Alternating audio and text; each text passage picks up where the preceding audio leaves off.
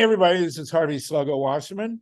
Welcome to the 158th Green Grassroots Emergency Election Protection Coalition Zoom call. We have 23 people with us to start. We're going to cover a wide range of topics. Welcome to my listeners at the Progressive Radio Network and all over Radio Land. We're going to try and get on the Pacifica portal here. We are on WGRN in Columbus, Ohio, and elsewhere, and we're starting to welcome in a new day, hopefully, at Pacifica Radio, which will allow us to be way more effective and far-reaching, thanks in large part to the efforts of Myla Reeson, who's on with us as a co-host.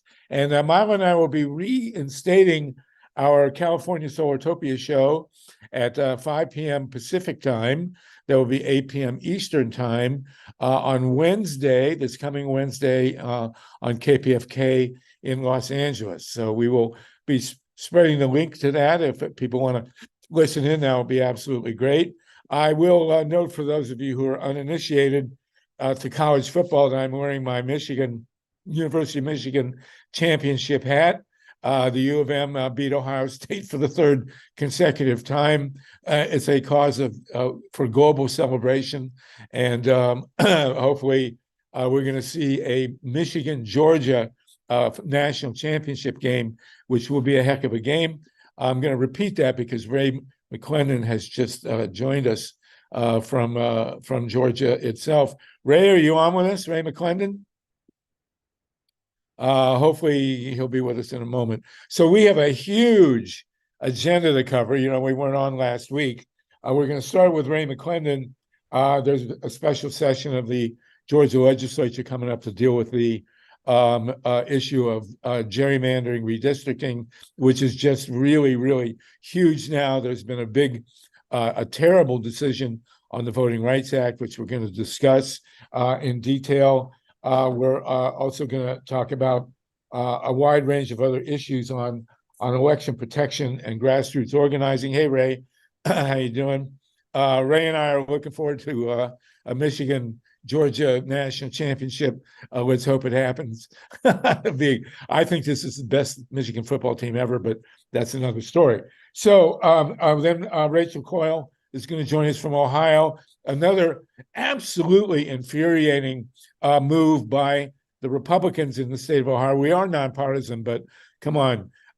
We just have celebrated two major victories in referenda in Ohio, where the Constitution is being amended to protect a woman's right to choose and to legalize pot. And massive, overwhelming landslides in favor of both issues. And now the legislature, which is heavily gerrymandered against the wishes of the people of Ohio from two referenda there, are trying to overturn these referenda and just cut them to pieces, as the Florida legislature did to the successful amendment there that allowed ex-felons to vote. This is, of course, a national trend, and Rachel Coyle will fill us in on the details there from Ohio, and we will talk about the Voting Rights Act. This is all in the first hour. We'll have Carolina talk to us a bit about the teachers union activity in Florida.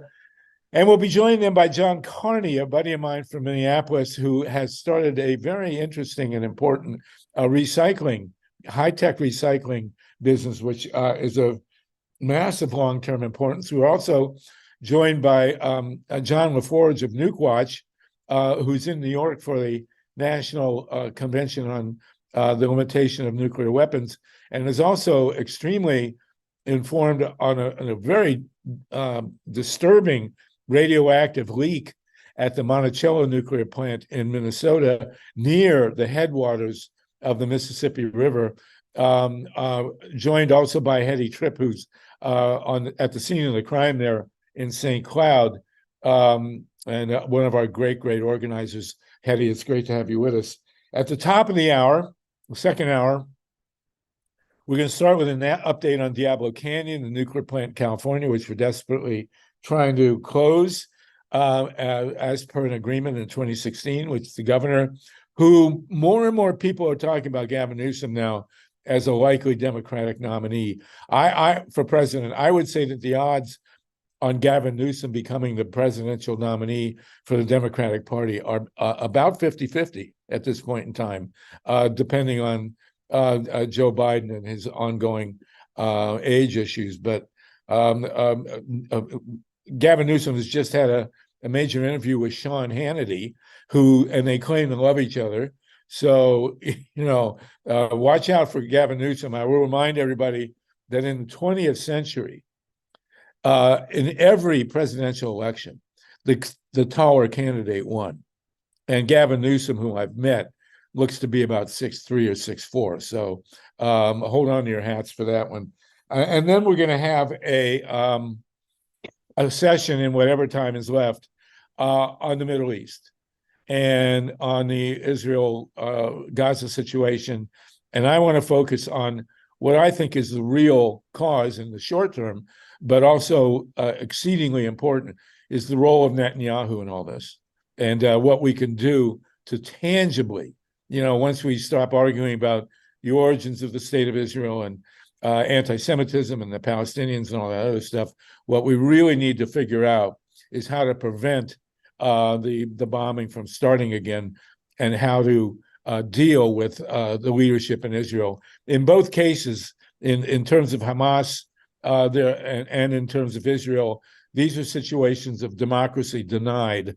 There is no way that Netanyahu is the legitimate elected leader of Israel, and the same with Hamas in Palestine. So we will get that at the end, and we'll have an open discussion on solutions for the Middle East. So having given you the 30-minute summary on a 40-minute meeting, let's go to Ray McClendon, one of the truly great organizers in our country today. And it's always an honor. And Ray, you've told me that there's a very important, and this is, of course, nationally significant, legislative session coming up in Georgia where they're going to deal with redistricting. So and this, of course, covers all the states. Tell us what's going on in Georgia now, please, Ray. Okay, yeah. So the specifics, the state legislature has been called into a special session by the governor based upon the requirement that the redistricting maps don't conform with the latest ruling from the U.S. Supreme Court. As you know, it specifically dealt with Alabama, but it also had repercussions for Louisiana, North Carolina, and Georgia. So Georgia's special session starts on Wednesday, November 29th. It has to be concluded before December 15th, and a new set of maps need to be drawn. And again, this gives us an opportunity to create not only specific, hopefully a new Black-dominated district, but also it will redraw maps for all of the state legislative seats as well. So there'll be a lot of opportunity here for us to dive into redistricting maps that could change not only the landscape in the Congress, but also in the state House as well as the state Senate.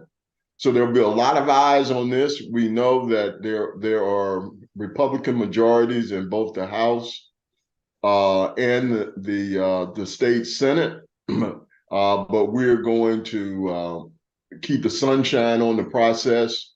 All of the grassroots organizations that we're involved with here in the state of Georgia are going to be lobbying ferociously on this so that we can get the best possible outcome. So the big takeaway is that we have a tremendous opportunity here in Georgia, as there will be in Alabama and Louisiana. These fights are going to be critical if we are going to get progressives to get back in control of the Congress in 2024. And they will also be critical for other statewide races, as well as state control of the legislative process. We have an opportunity to pick up some seats if the maps are drawn in a way that's fair. Now, we know with Republican control, it's unlikely that we'll win many battles, but we're going to pick our fights and try to carve out some wins that will make a difference for us next year. Wow, that couldn't be any bigger. I will remind everyone, and Ray, you're well aware, that the voters in Ohio passed count them, two statewide referenda to deal with gerrymandering, making it fair. The Ohio Supreme Court, with a Republican majority, intervened on the side of fair districts, with the Republican Chief Justice going basically with the Democrats, and they still have resisted in Ohio getting fair districts. It's mind-boggling. How are you going to deal with that in Georgia? Well, again, the people need to continue to rise up and understand that we are moving more and more toward authoritarianism and autocracy if we allow what we see happening in states like Ohio to allow it to happen in Georgia. There's so much misinformation and disinformation. A lot of people really don't think this makes a difference. But the will of the people is being thwarted. You know, I saw in Ohio as an example where even after the most recent ruling that amended the Ohio Constitution, the Republicans there still decided that they weren't going to abide by that ruling. And we see that happening more and more. The same thing happened in Alabama in this voting rights ruling, where they refused to comply with the Supreme Court ruling, and the judge had to put in place a special master. So we don't know what will happen here in Georgia. It could be along the same lines, but what we're witnessing in real time across America is that the Republican Party is no longer a party that believes in the democratic process. They don't believe that democracy is worth abiding by. And those who believe in democracy have to understand and see this occurring in real time and be prepared to fight for it in all of these different venues. So Georgia will be one of the latest venues right now. Alabama is going on, Louisiana will be going on, and we'll probably have something similar in North Carolina. So we need to galvanize people now, between now and primary season, to ensure that they understand that our freedom, our very democracy is truly on the ballot with the way that the Republican Party is trying to consolidate party and create authoritarian governments across the country. It's absolutely mind-boggling. To go back to Ohio again, we just won two referenda. One is a constitution amendment, and one is Steve can clarify this from Ohio, and the other is I guess a law on guaranteeing choice and on legal pot. And in both cases, the Republicans are refusing to allow the voice of the people to take effect. So the dynamic of your battle now in Georgia must be really, really devastating. I hope you'll continue to come on. What would you like people to do to help persuade the legislature in Georgia to embrace democracy?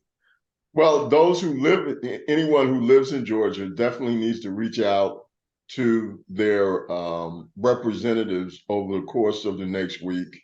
And those that don't, certainly continue to support us and other organizations that are going to be we'll all be rallying our supporters to reach out. Some of us will be going to the Capitol as well during the session to make sure that they cannot do this in the dark, and that it will be publicized, and it will see the light of day. And again, a part of this process is to let people know what's going on and understand how important next year is going to be. A problem that we have right now is that there are not many people like us on this call that are constantly up to speed on a daily basis on what's going on. A lot of people today get their news off of social media and Facebook and TikTok, etc.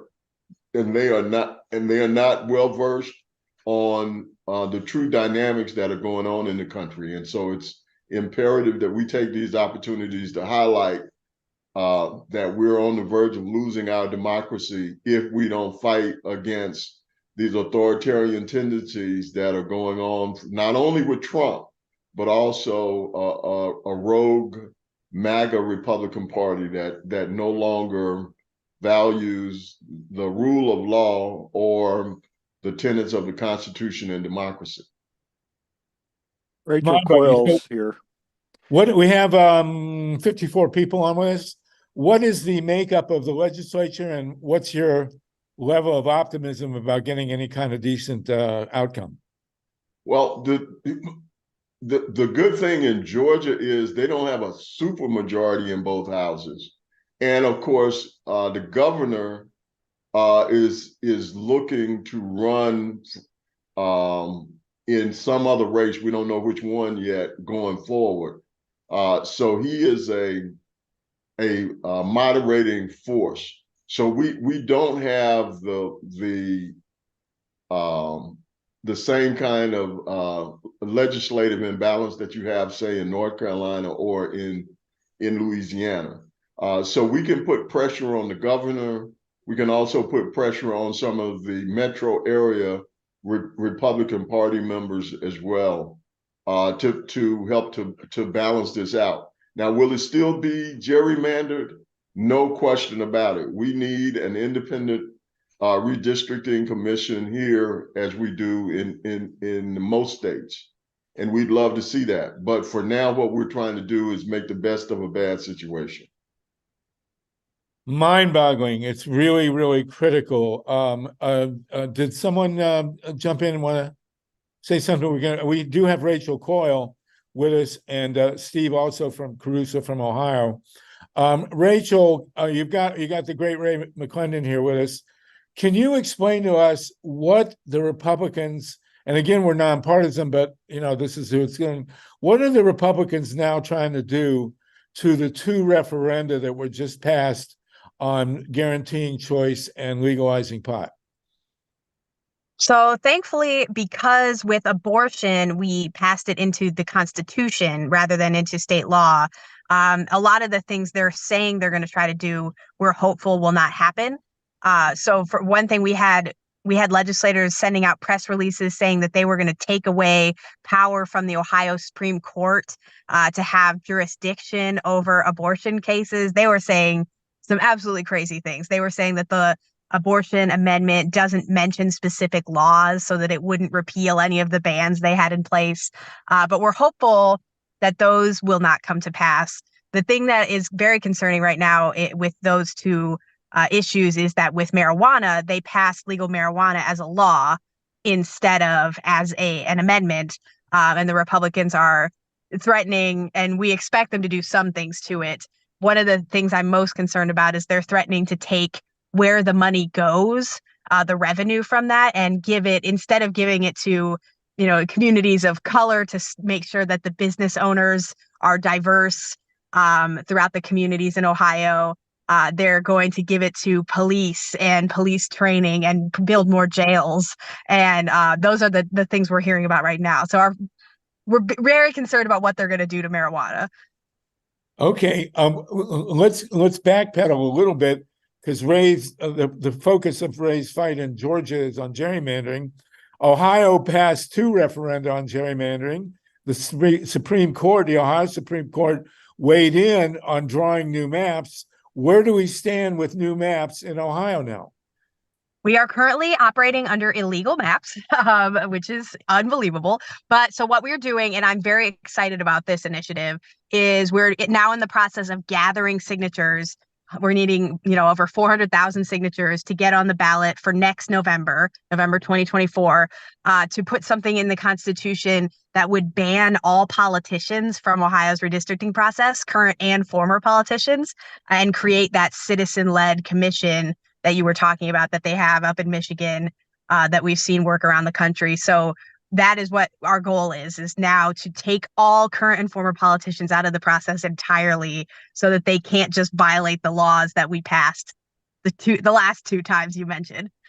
Let me say something that we need to understand, that I think a part of which we're missing, and we haven't spent a lot of time on this, is that Republicans, the MAGA Republicans, do not believe in government. They are opposed to government. They believe in chaos. So they can say the things that they talked about that we believe are insane, will not pass. And all they're trying to do is just gum up the works enough to deny, retard, delay, and create chaos until they can then come up with another strategy. Okay, a case in point. But we were under, Rachel just mentioned being under illegal maps. Why are we under illegal maps? We're under illegal maps because they refused to do the right thing, and then they got a ruling that said, or at least that's the way it happened in Georgia and some other states. I don't know about Ohio specifically. Rachel can correct me. But they gummed up the works long enough to where they said, look, we're throwing up our hands. We've got to have primaries. So let's just go with what we have until we can fix it down the road, which got us this dysfunctional Congress that we have, because we were operating in several states under illegal maps because they said we don't have time to fix them before we have to print the ballots. That is all exactly of these delays, what happened here. So these delays are going on around the country.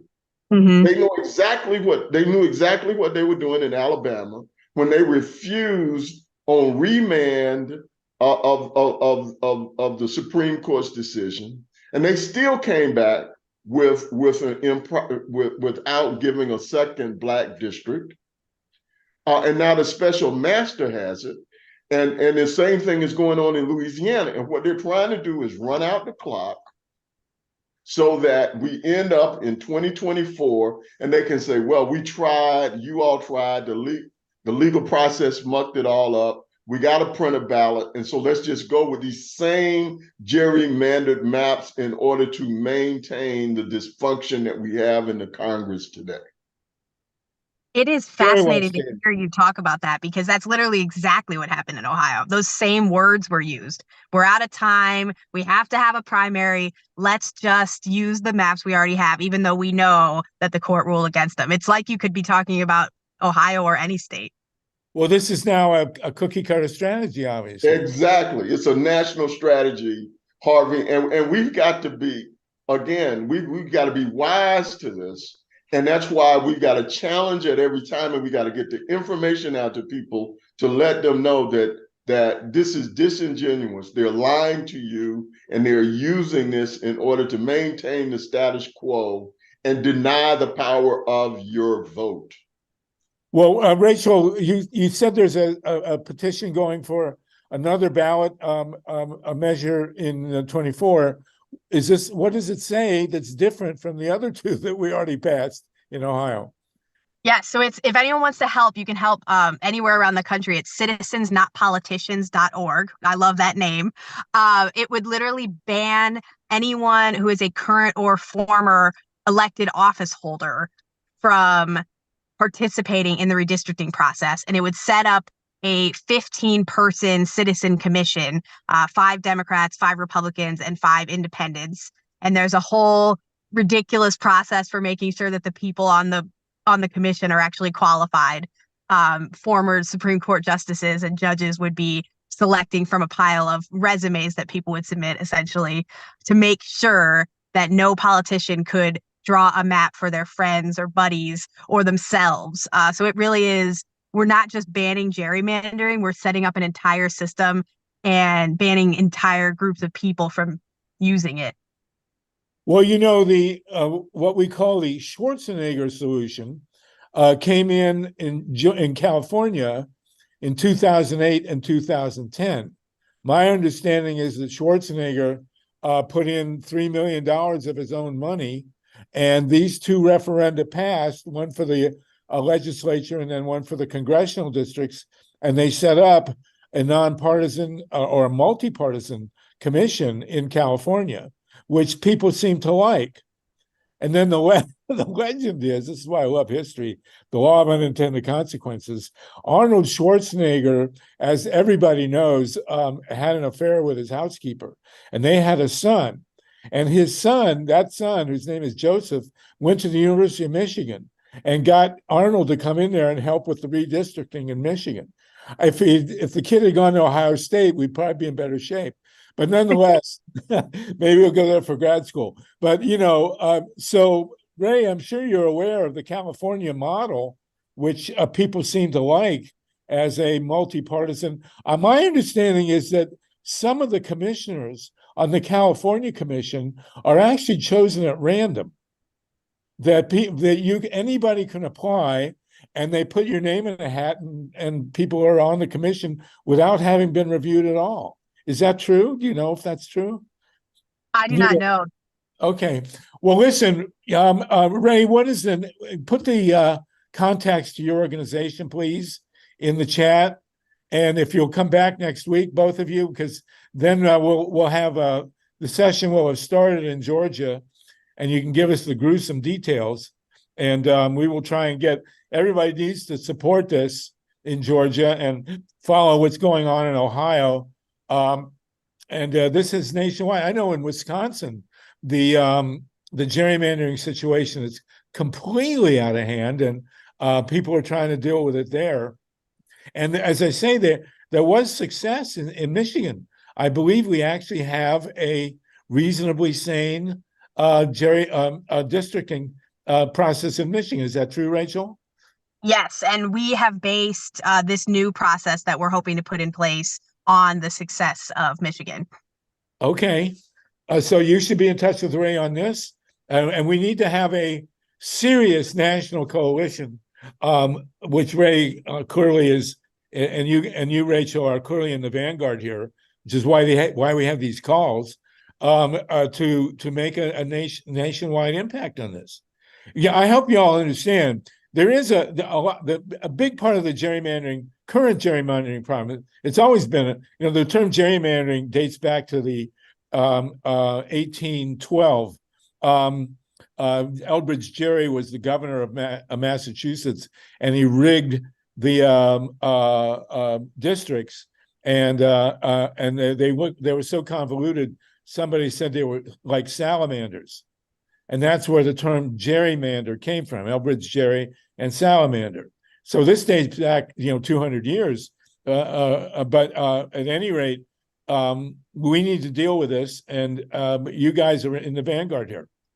So let's keep get together and put your contacts in the chat, and let's move ahead. Thank you very much, both of you, Rachel and Ray. Really terrific, and couldn't do any of this without you. So keep up, please. Okay. Thank you both. Okay, no nukes on that too.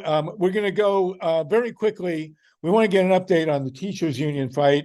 Carolina, if you could give us 5 minutes.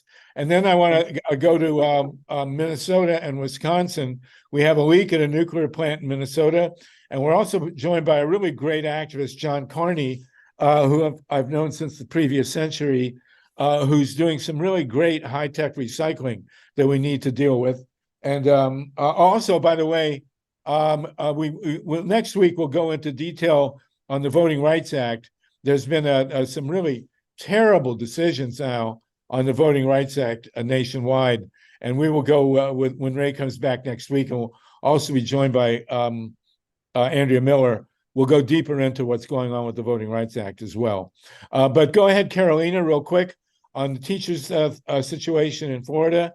And then we're going to go to John LaForge and John Carney to talk about recycling and the leak at Monticello in Minnesota. We also, by the way, have Vina Colley on, who can give us an update on the situation in Portsmouth, Ohio. So go ahead, please, Carolina, give us a quick rundown. Ray, you're still with us.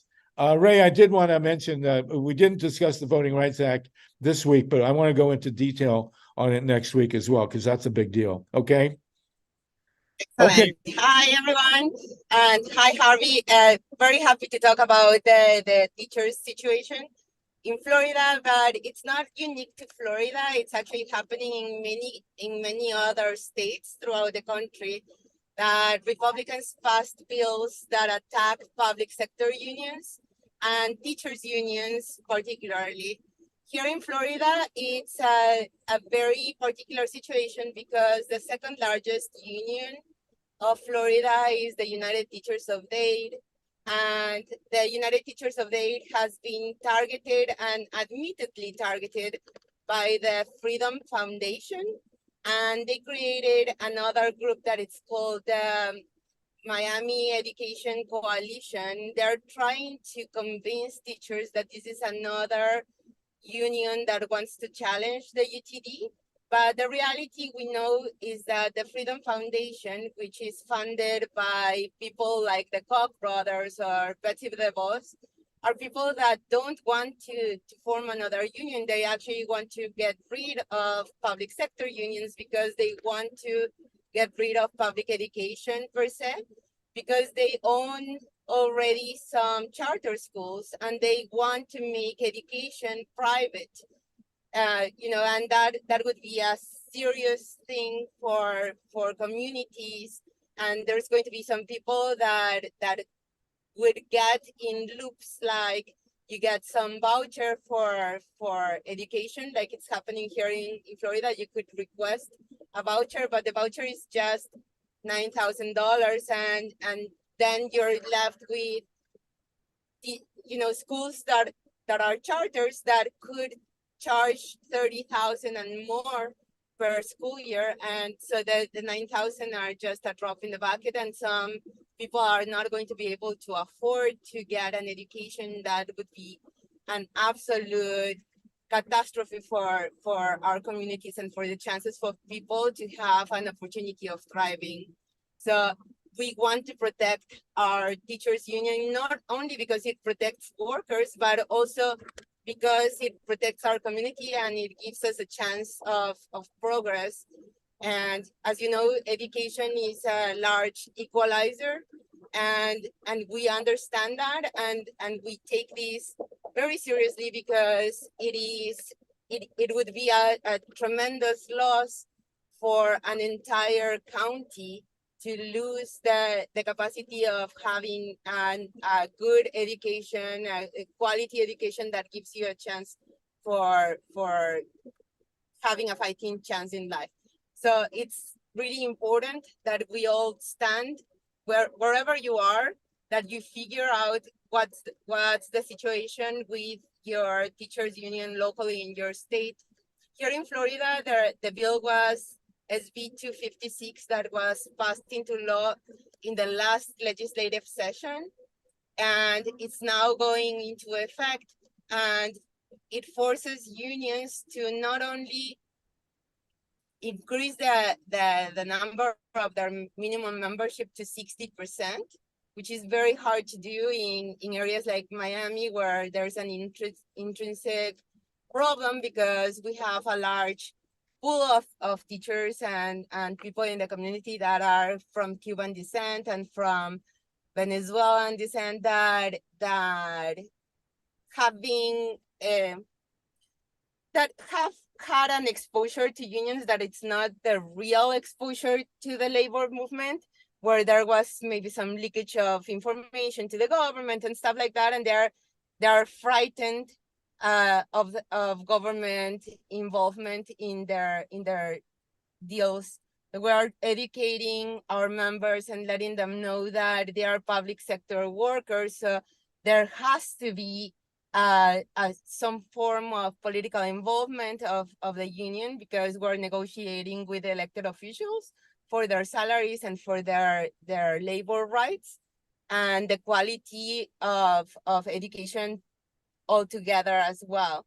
And so we are pushing hard in that education rally. We have been trying to get to that 60%, and I believe that we have, but right now we are in an auditing of those numbers and all the cards, and that process takes a while. Okay. So we don't know exactly what's going to be accepted and what's not, and what the real number is going to look after the auditing. We're hoping that we have that 60%, but in the meantime, the American Federation of Teachers has been joining the effort with us and with other unions around the country, so that we have a plan B as well in process, and we're now also collecting intent cards, which means that you're signing to make sure that the union's contract, which has been negotiated, that the union's turning 50 years old over here. So it's a contract that has been in work for the past 50 years. Is the strongest teachers contract that we have in the South. And we want to be able to preserve that, and it's very encouraging to see that wherever we're going, we have at least 90% of the What? Wait. Oh, okay. All right, go ahead. Sorry. We have at least 90% of the teachers that are signing those intention cards, which means that we have members and non-members that are interested in keeping the union, fighting for them and fighting for their contract and their labor rights. Okay, So, very great. Great, Carolina. Wonderful. So will you put contacts in the chat and keep us posted as this proceeds, as this fight proceeds? The fight for teachers unions is just, at the core of our democracy. And as Ray pointed out, there's the MAGA forces in this country don't want democracy. Certainly don't want public schools. So exactly, they don't want people that can think for themselves, and that because those people are less likely to put up with the abuses from an authoritarian government. absolutely, very well stated. So keep with us, please, and keep us posted on this important fight. We really appreciate it, Carolina. Put your contacts in the chat, and thank you, Wendy, for bringing Carolina to us. We really appreciate it. Thank you so much. Okay, keep in touch and keep fighting. Okay, we're gonna jump into the environment a little bit now. My old buddy John Carney is what. Oh, I'm sorry, I didn't have my video on. There we go. My old buddy John Carney is with us from Minneapolis, and he's gonna be followed by John LaForge, currently in New York, but to talk about the nuclear situation at Monticello and also the conference against nuclear weapons. But John Carney, you've got a very long history as an organizer in many, many different situations. I will say one thing. In 1994, we were fighting. I went up there with Greenpeace to Minneapolis, and there was a statewide fight to shut the two reactors, at Prairie Island in the middle of the Mississippi River. And push came to shove, the shoehorn issue was nuclear waste. And we thought we were very close to getting those two reactors shut, which should have happened. But instead, we wound up with a $400 million mandate on the utility company up there that really was the birth in many ways of the big wind industry in the United States. I mean, it's a hugely important victory, even though it was only a partial victory and we didn't shut the reactors. And now but nonetheless, Minnesota became a hub of big-time wind energy, and it was proof again that citizen action really makes a difference. The American wind industry will be nowhere near what it is today had it not been for the victory that the enforcement of that $400 million mandate. So John Carney was a part of that, big part of it, and now he's still in Minnesota. And John, you have a really important and interesting recycling business up there that I want, if you will explain what it is, because it looked to me like a real bellwether for future ongoing recycling of high-tech stuff. Can you tell us about your business real quick, please? Yeah, we're relatively new, even though we're a lot of veterans involved, and we're calling our organization Recycling Electronics for Climate Action. And a lot of that is our concern that to make this clean energy transition, we don't have the metals that we need to, like, for example, in Minnesota, we already have 5.5 million wind turbines installed, and by 2030, we're going to have 11.5 wind turbines installed, and we're worried about where the metal and materials are going to come for that, because we know that mining around the world is really problematic. There's an effort in Minnesota to build 2 copper nickel mines, and we know right by the boundary waters is, the beautiful wilderness area, and we know that copper nickel mines destroy the groundwater in every place they are in the world. So, is our choice to have clean energy and dirty environment? No, we don't want that. So we're focusing on recycling, and we have determined that in Minnesota alone, we produce $3.2 billion worth of recyclable metals, et cetera, that are needed for these energy transition. And so we've started a campaign to collect those metals and get them back into service so that we can use them for all these products that we need. And our strategy is, so we've built a really good coalition already. And our strategy is to get legislation passed in 2024 in the state legislature for a 100% e-waste collection and recycling bill. We have a lot of support for it. We have some great political people behind it. Our lead author is a woman named Athena Hollins, who's a star really in the legislature already. And we're getting some Republican support for it. It's tricky because even though all of us who started it are against those mines, the reality is we're going to get some support for the mining industry because, there's a tremendous value there in recycling these metals. And if we've got 3.2 billion on an annual basis in Minnesota, which is, 5.5 million people, you can imagine what the potential is on a national and international level for rescuing these metals from the landfills and the burners. And the other thing is they're a tremendous environmental problem. We have a big garbage burner here in Minneapolis, and they're throwing these toxic things in there, and it's ending up in the neighborhoods. So the environmental part of it is really important, as well as the renewable energy part of it. I think I'll stop there. Well, now, do you have a business going? Is this an actual business? Yes. Well, we're forming as an association or a coalition, but the business name is Recycling Electronics for Climate Action, RECA. Are you profitable? Well, we just recently incorporated, but we feel quite confident that we'll be profitable. I mean, I came to this I was in the solar industry in Minnesota from the beginning.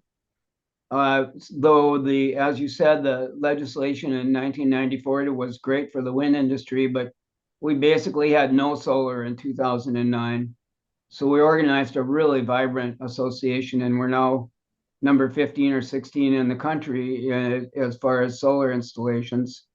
And we're going to double by 2030. So we're looking at that model, that association development model. We have a lot of organizations and companies and so on who are already lined up to support us. So we don't have a track record yet, but I think it looks very promising. Wow. Even though the sun never shines in Minnesota, you're able to do solar panels there. You know that there are 1.8 million rooftop solar installations in California.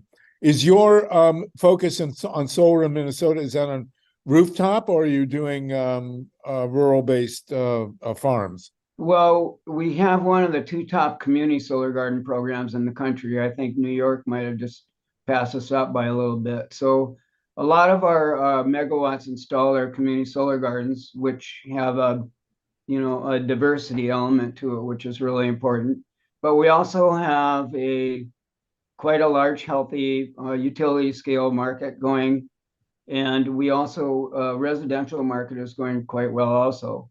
We're at about 2,000 megawatts installed, and we'll be well over 3,000 megawatts by 2030. So that's way more than the nuclear plants.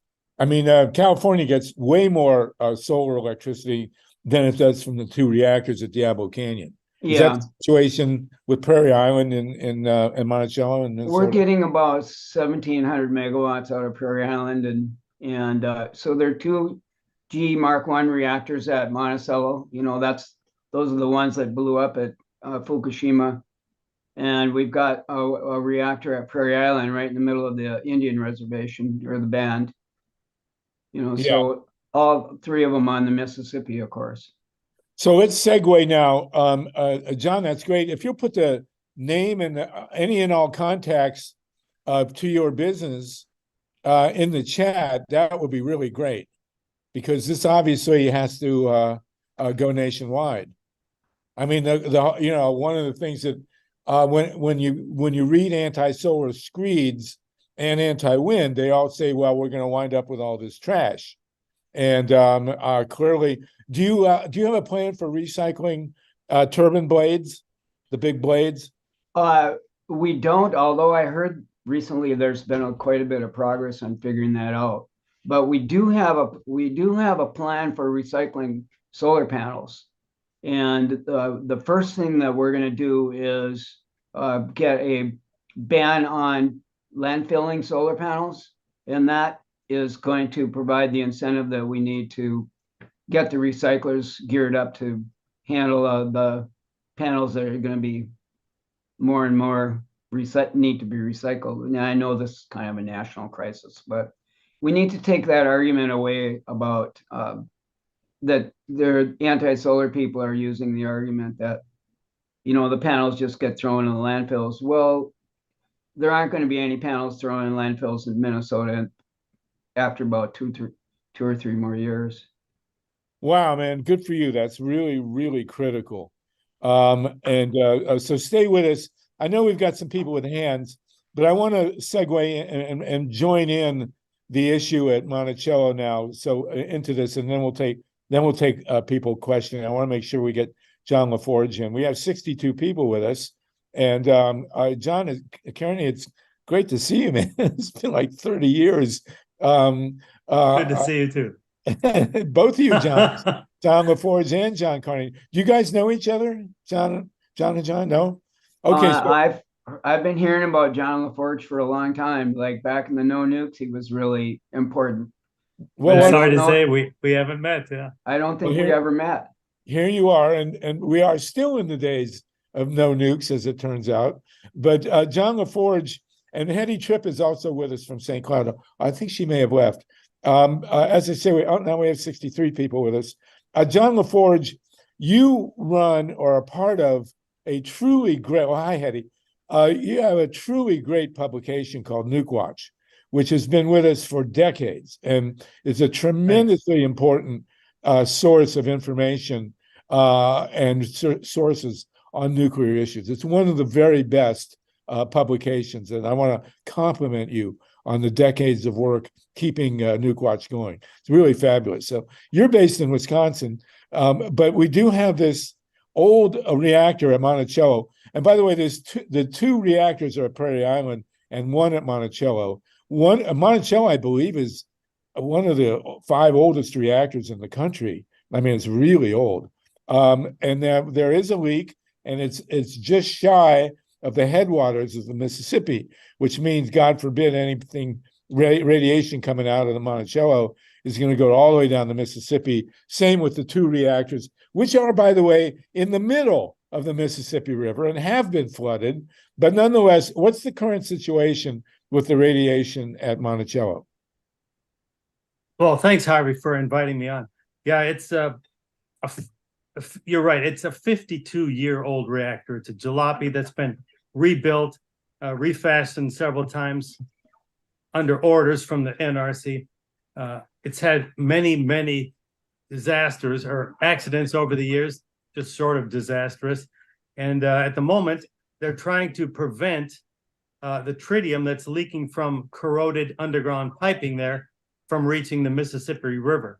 It may have already reached the Mississippi River. We're not really sure. They can't really deny that it has because their monitoring is so inadequate. They did admit, after claiming, the company is XL, formerly Northern States Power. They have admitted that they needed to build a 40-foot deep steel wall into the ground, slam it into the ground the way construction workers build foundations with these steel plates, to evidently divert the groundwater before it gets to the Mississippi. This was said to be 40 feet deep. Of course, everyone on the call knows that groundwater never goes deeper than 40 feet. So I'm sure that's going to work about as well as the frozen ice wall has worked in Fukushima, where Japanese engineers tried the very same sort of diversion tactic to keep groundwater, in that case, from rushing into the broken foundations and being contaminated by the melted fuel inside. Unfortunately, here at Monticello, we have a Fukushima clone, a GE Mark I reactor, just like the 23 others that are operating in the United States today, clones of the GE blown up and melted reactors in Fukushima, Japan. This one started operating in 1971. So it's, I believe, the second oldest operating reactor in the United States today. Yeah, the first one is on upstate New York on the lake there. That's the oldest, and you're number 2. We're number 2. The Mississippi River obviously is speckled with nuclear reactors all up and down. This happens to be the first one at the top of the fuel chain there. 400,000 gallons of tritiated water were admitted to have been leaked after the company kept it secret for 4 months. They alerted the NRC. They didn't issue a press release to the public. And the NRC itself kept the leak secret for 4 months. It became public, I believe, in March last year. Or no, the leak started in November last year. It became public in March of this year.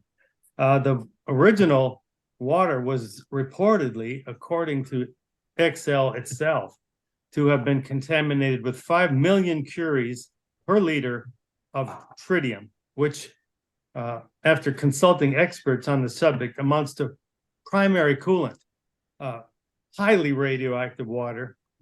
One comment that was posted following my piece on this subject that was at Counterpunch November 22nd, claimed that this amounted to 8 curies of tritium having been released.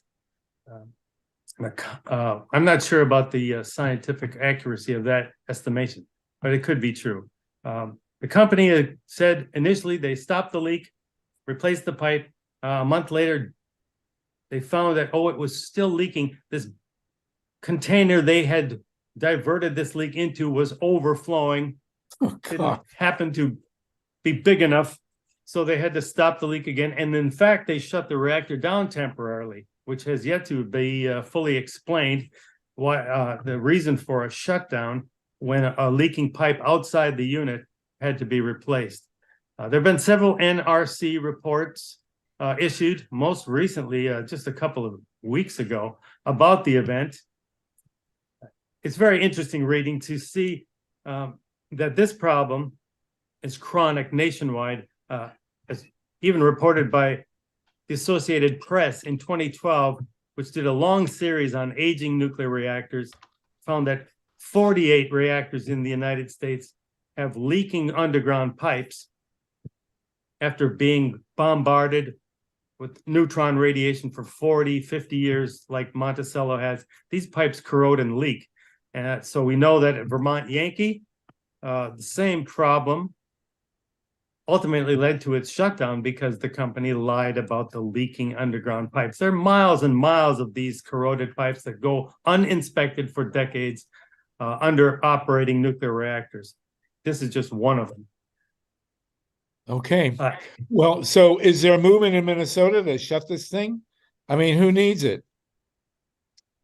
Great question. If there's a movement, we're just getting underway because the company has recently applied to the Nuclear Regulatory Commission for a second license to operate extension. They won the first one in 2006, adding 20 years to their original 40-year license. Now they want to run this plant not for 60 years, but for 80. And so now the campaign that we're trying to establish and build a coalition around is to prevent this application from being approved. Unbelievable. We got the same problem in California, but you got to hook up with John Carney there in Minnesota. He was in part of the original No Nukes campaign in '94 in Minneapolis, where we almost shut Prairie Island, but at least we helped birth a large-scale wind industry. Hetty, do you have anything to add to this before we open it up? I know they're talking about building the so-called small nuclear reactors. So have you heard anything about that, Yes, John? actually, we had a session on that 2 weeks ago, and the bad news for the small modular reactors continues to pile up. The company that's been building the small or wants to build the small reactors is being heavily sued by its shareholders and everybody else in the world. And we think that the small reactors are going to transform, as Amory Lovins explained to us, into small modular renewables. So let's make that happen. John, you can use that in Nuke Watch there. We're going to use that. And you need to feature John Carney's stuff on the recycling. It's a very big piece of the puzzle here, is the recycling all this stuff. Clearly a tremendous value. So, okay, let's move ahead. Now we're at 2:56. We're gonna soon get into Diablo Canyon. We've got some great hands for these great presenters. We got 63 people on the call. Justin LeBlanc, then Eric, Wendy, and Mila, and Mary. Go ahead, Justin. Sure. Thanks, you guys, for coming on to give us such great information about all the steps that you're taking so that we can take concrete action. I wanted to add to a couple of those. One, John, have you met a guy named Dan Jewell of Jewell Wind? He's one of the pioneers in wind energy in Minnesota and happens to be my dad's high school. They do summer concerts on the summer solstice every year. But yes. We know Dan Jewell very well. Yeah. Dan Jewell is still in mourning for the passing of Tom Petty. But Dan Jewell pioneered the concept of community-owned wind power, where he would go in and organize local farmers to own their own wind turbines. He's a great revolutionary. And he was a primary beneficiary of the victory we won in '94, getting that $400 million available. Yep. And he's also worked with auto manufacturers as well. And that was my next question, because a lot of those are starting to build solar panels for the cars as a way of giving people free fuel. And so my thought was, if you reach out to them, you could possibly get them to put the screws to the fixed panel manufacturers for the recycling, because that will give them a free research process for how to do it for their, how to work with their materials in the future as well. Just like a leapfrog piggybacking stepping stone kind of thing. Well, there you go. Thank you, Justin. Justin's always a font of wisdom. John and John, do you want to comment on any of that? All right.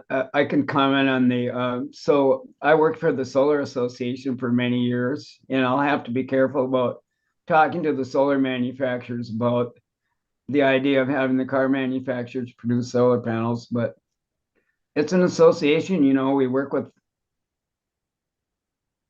we worked with Excel quite a bit, and our line with Excel is we'll cooperate as much as we can, and when we disagree, we'll fight like hell. There you go. Yeah, Minnesota's always been a really interesting place to do politics, man. Eric Lazarus and then Wendy. Eric? Quick, very fast point.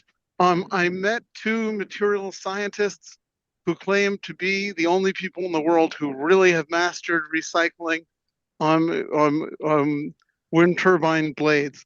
So anyone who wants to meet these people, I'm Eric at ATD, as in actionthisday.eco. Eco.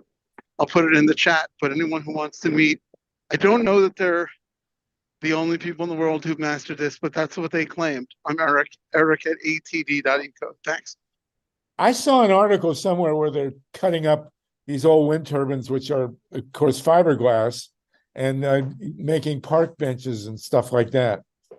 But there's so many wind blades out there. I'm going to have a lot of park benches to make, I guess. John, have you any luck with recycling wind turbine blades? Which John? John LaForge? Carney. Oh, we haven't taken a really good look at it. Okay.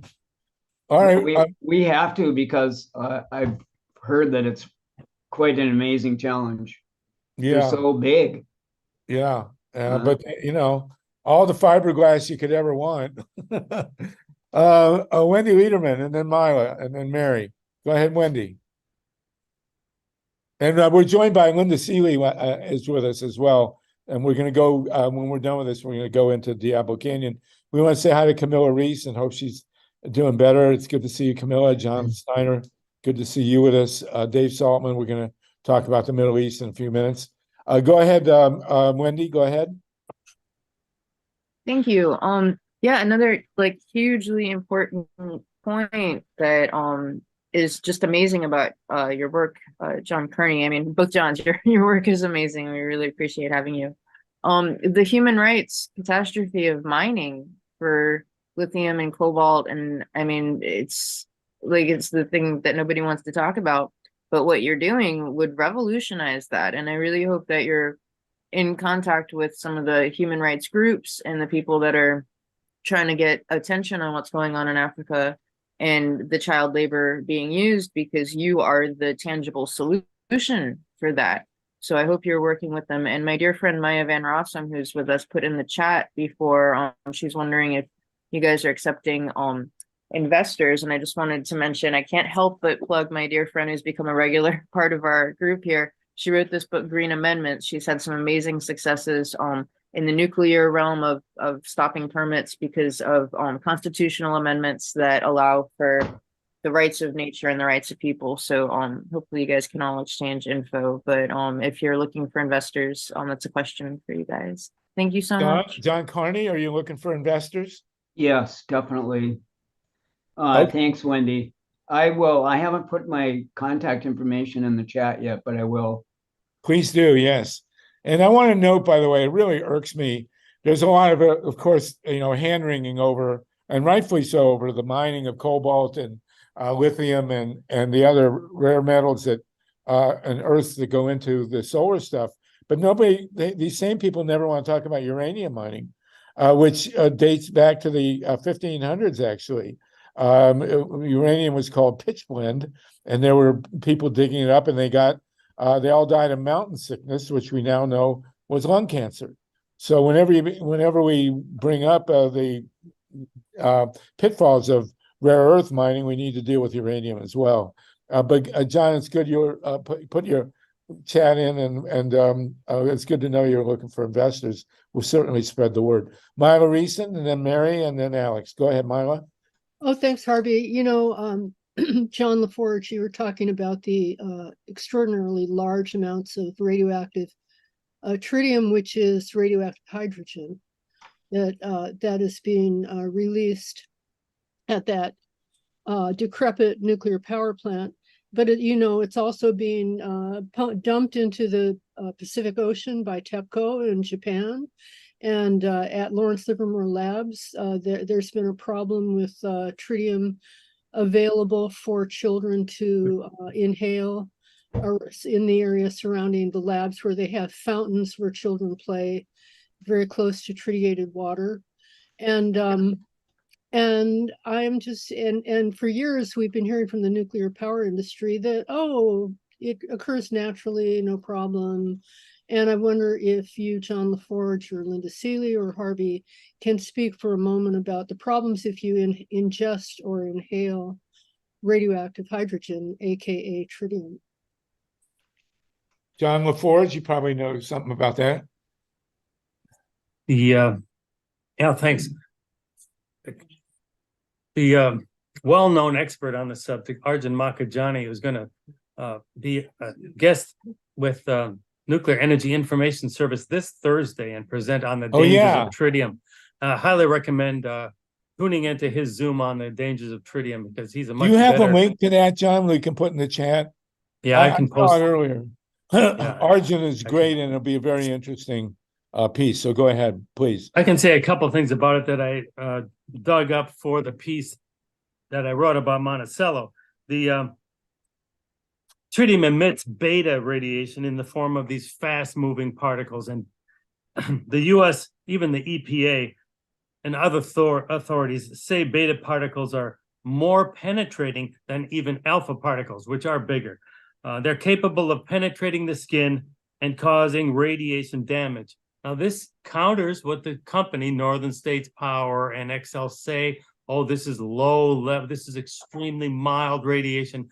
They never explain the effects of this tritium if it's internally taken, with the breathing or drinking or ingesting it internally, which is a difference that Chris Busby explains this way. He says you can sit in front of a nice warm fire, or you can take a hot coal and pop it into your mouth. That's a difference between external and internal radiation exposure. And tritium is a perfect example of it. It's quite dangerous if you inhale or ingest it, where it settles in the tissues and then irradiates surrounding matter for at least 100 years, 110 years.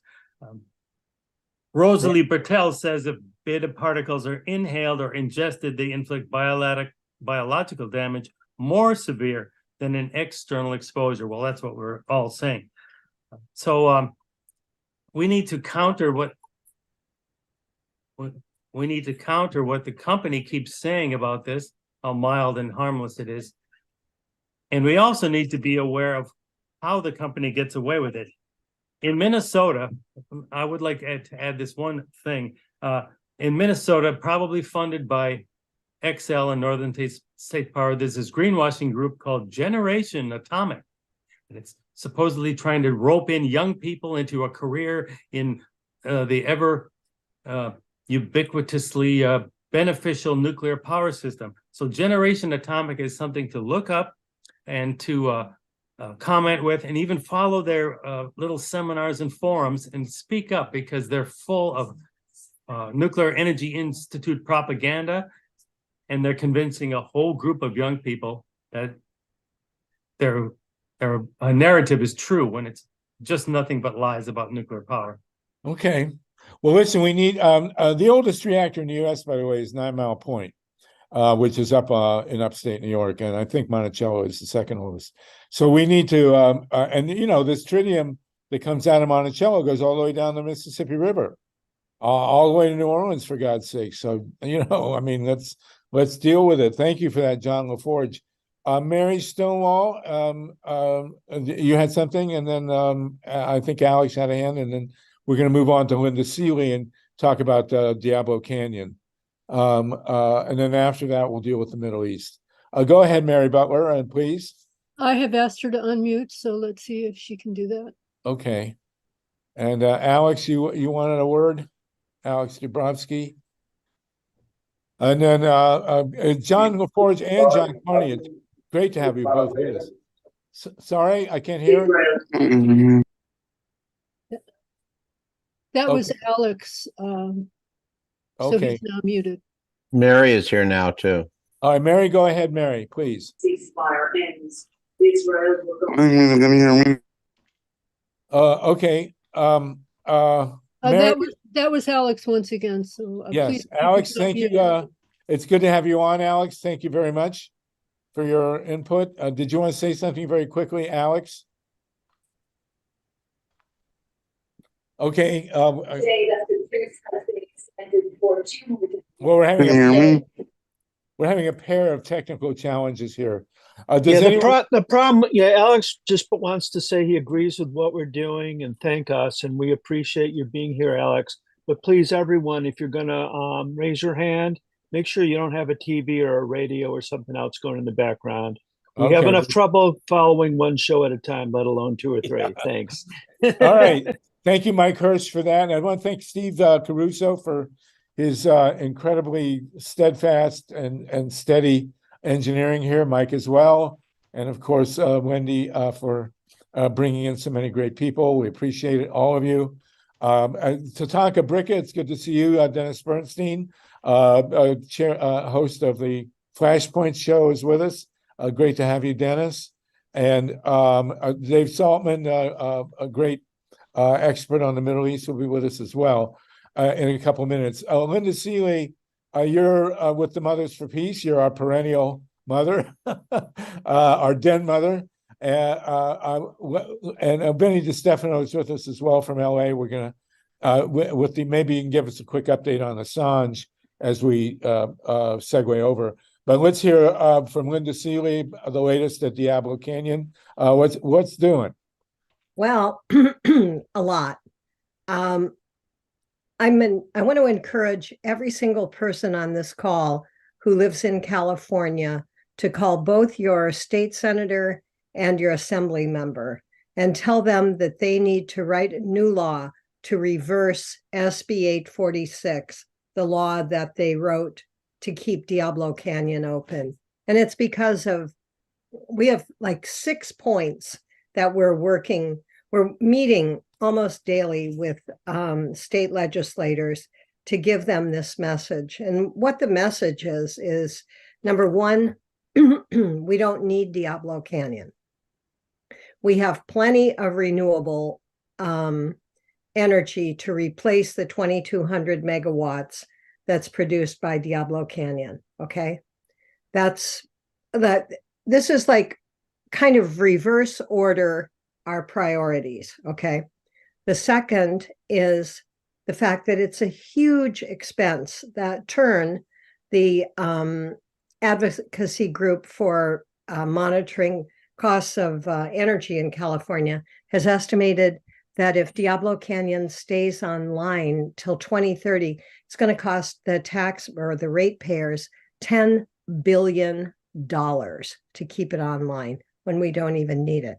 Number two, or three, a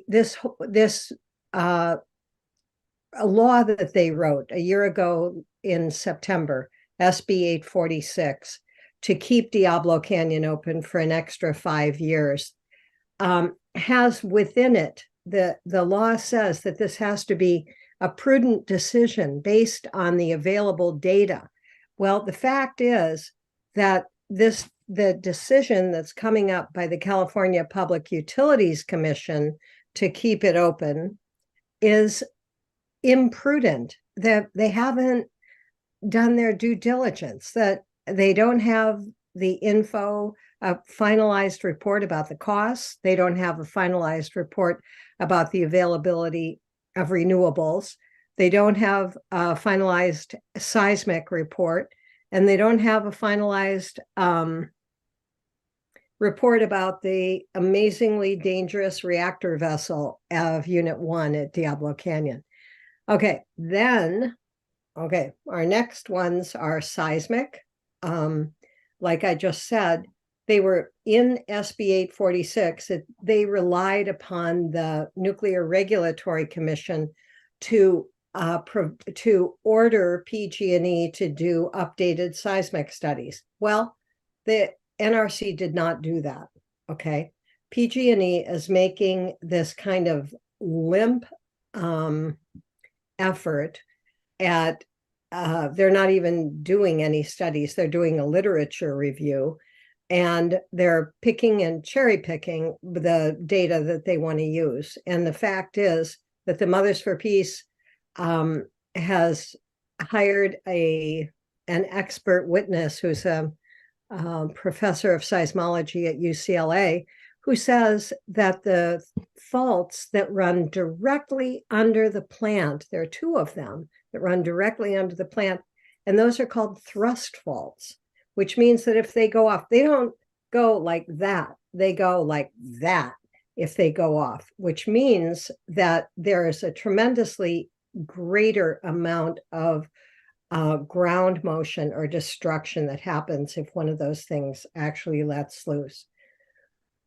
The last and Linda, could you just, for the benefit of people who are listening on the radio and unable to see your hand motions, could you just describe the difference between those two kinds of motions? A lateral fault is one that goes horizontally. The earth moves side to side. A thrust fault is one where the earth moves vertically.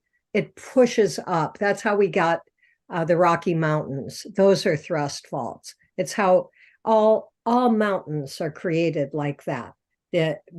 Or else everything would be flat. But there are two thrust faults right under Diablo Canyon. And the reason, I mean, not the only reason, but one of the main reasons that we're so concerned about these thrust faults is because of the reactor vessel in Unit 1, which is embrittled. And what that means is that, God forbid, there would be an emergency shutdown of that needed for that reactor vessel. Say there was an earthquake or an error by one of the operators, or somebody coming in and doing some bad thing, I don't even want to talk about it, but somebody who had bad intentions, that this reactor vessel, it's very old. It is, the metals in it are not the proper constitution for a reactor vessel. By the way, this reactor vessel was manufactured in 1967. Subsequently, they changed the material components of reactor vessels. And now they would not, of course, allow this kind of reactor vessel to be built. But so say they have to shut it down really fast. The way they shut it down is that they pour cold water into it. If they had to do that, what would happen is that the thing could shatter like a glass, like a glass full of ice poured into or thrust into a pan of boiling water, just, and that would cause an actual meltdown that would destroy the California, So here we have small detail. So we have nuclear. Yeah. You are conducting three separate political or legal strategies. Number one, the mothers are in federal court challenging the NRC's violation of their licensing requirements. Right. Number two, you're in front of the PUC challenging the economic realities of the reactor. And number three, you're in front of the NRC on these issues of embrittlement and seismic questions. So the question then becomes, how do we win? And like I say, in Minnesota, we almost won. We did give birth to, or help give birth to, the wind industry. And by the way, John Carney, I know you're going to have to leave at some point. So come back again, and thank you very much. It's great to reconnect with you, man. Really good to see you. And same with you, John LaForge. I don't know if you have to leave, but thank you for being with us. So what do we do? How do we now win? You've got to put the Mothers for Peace links in the chat. We've had you on before. Gavin Newsom signed the original deal to shut Diablo Canyon that was signed in 2016. Unit 1 was supposed to shut next year, Unit 2 in 25. Gavin Newsom waltzed in and completely reversed that deal, which was a huge deal. I mean, the governor, Jerry Brown, he was lieutenant governor. The unions, the communities, local communities, regulatory agencies, the whole legislature, a number of the environmental groups, everybody signed on. And he walks in with virtually no notice and revokes it. And now clearly he's running for president. And I will say that the odds on Gavin Newsom becoming president in 2024 are as strong as on anybody else in the field at this point in time. Because should Biden falter, which is highly likely, he's the most likely guy to step in. And here he's just stabbed us in the back at the last remaining reactors in California. How do we deal with this? Call the governor's office. Call the governor's office. Tell them it's an outrage that this plant is still running. Call your state senators, your state assembly members. Support Mothers for Peace. With Mothers for Peace, we are running up bills like you wouldn't imagine because of all of our expert witnesses that we've had to hire. We have two amazing material scientists who are both faculty members at UC Berkeley, who are pro-nuclear, both of these guys. And both of them have read the report or have looked at all the data from the Unit 1 reactor vessel. And both of them are like, oh my God, this thing has to be inspected. They haven't inspected the thing since 2003. And it's embrittled. And so, but it's like we need people to be voicing their worries and outrage that we could be on this path to keeping this insane thing going for another 5 years or maybe another 20 years, because that's what PG&E applied for, a 20-year license renewal. Okay, I will point out that more people were arrested at the Diablo Canyon nuclear plant than at any other reactor in the United States, including both me and Linda. I highly recommend the San Luis Obispo County Jail if you want to do it again. But those days, we need another strategy. Let's put it that way. Justin LeBlanc, you have your hand. Anybody else want to chime in? We're going to move on from this to the Middle East at some point, but we have Vina Colwell's been here. Oh yes, Vina. Vina, we want you to talk about Portsmouth. Vina, are you available? Hello, Vina. Go ahead, Justin. We'll see if we can track down Vina here. We still have 58 people on the call. You people are incredibly sturdy and very long attention span. Really great to have you all. Stick with us, Justin. Then we'll go to Vina. Yes. So for those who weren't aware, power in California isn't just managed by the utilities. There are many agencies that get involved. One of those is the Department of Water Resources. And they actually approved recently 3,700 megawatts of extension for natural gas plants that are intermittent. Those are actually better fit for the grid than Diablo, because Diablo has to run 24/7 even when people aren't using it. But the gas plants can run only when they're needed, and they aren't needed that much. And so really they are, that's almost twice as much as Diablo's production for both towers right there. So Newsom, if he wants an out, he has that. But what's commonly coming across my desk is people are saying, well, yeah, but the electric car load is just going to be so much, and we don't know what it's going to be, and so on and so forth, as yet a layer upon layer upon layer of bailout to PG&E, who went bankrupt a few years ago. But the truth of all of that is that electric car adoption is only for new cars. And so the curve for that is actually really slow. In fact, a lot of people are saying that, maybe I'll go hybrid. Maybe I'll buy a used car, right? And so the outsized fear that the grid is going to have just so much more load that we need all the power all the time is just overblown. And yes, it's a lie. Because it's a lie, really, we should be retrofitting our houses with more insulation, so we're using less power anyway. And well, the big revolution in California, especially, somebody's got something going on in the background. The big revolution in California, actually, aside from the 1.8 million solar rooftops, is battery.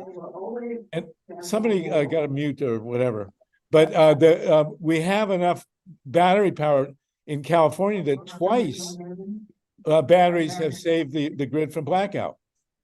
And the battery backup now there's been a whole shift of paradigm, away from baseload, as you point out, Justin, and B, to battery backup, to the extent that the utility in Vermont is, who is that? Please, I guess you have to unmute everybody, and I'll have to unmute. The big paradigm shift is so powerful that the Vermont utility is now not going to dig any more power lines. They're going straight to batteries. Everybody in Vermont is going to have batteries, and it shifts the whole paradigm. And that has happened in California as well. So, Linda, we're all going to line up, and we got to make this happen. Tatanka, I know, is tied into a lot of the organizing in California.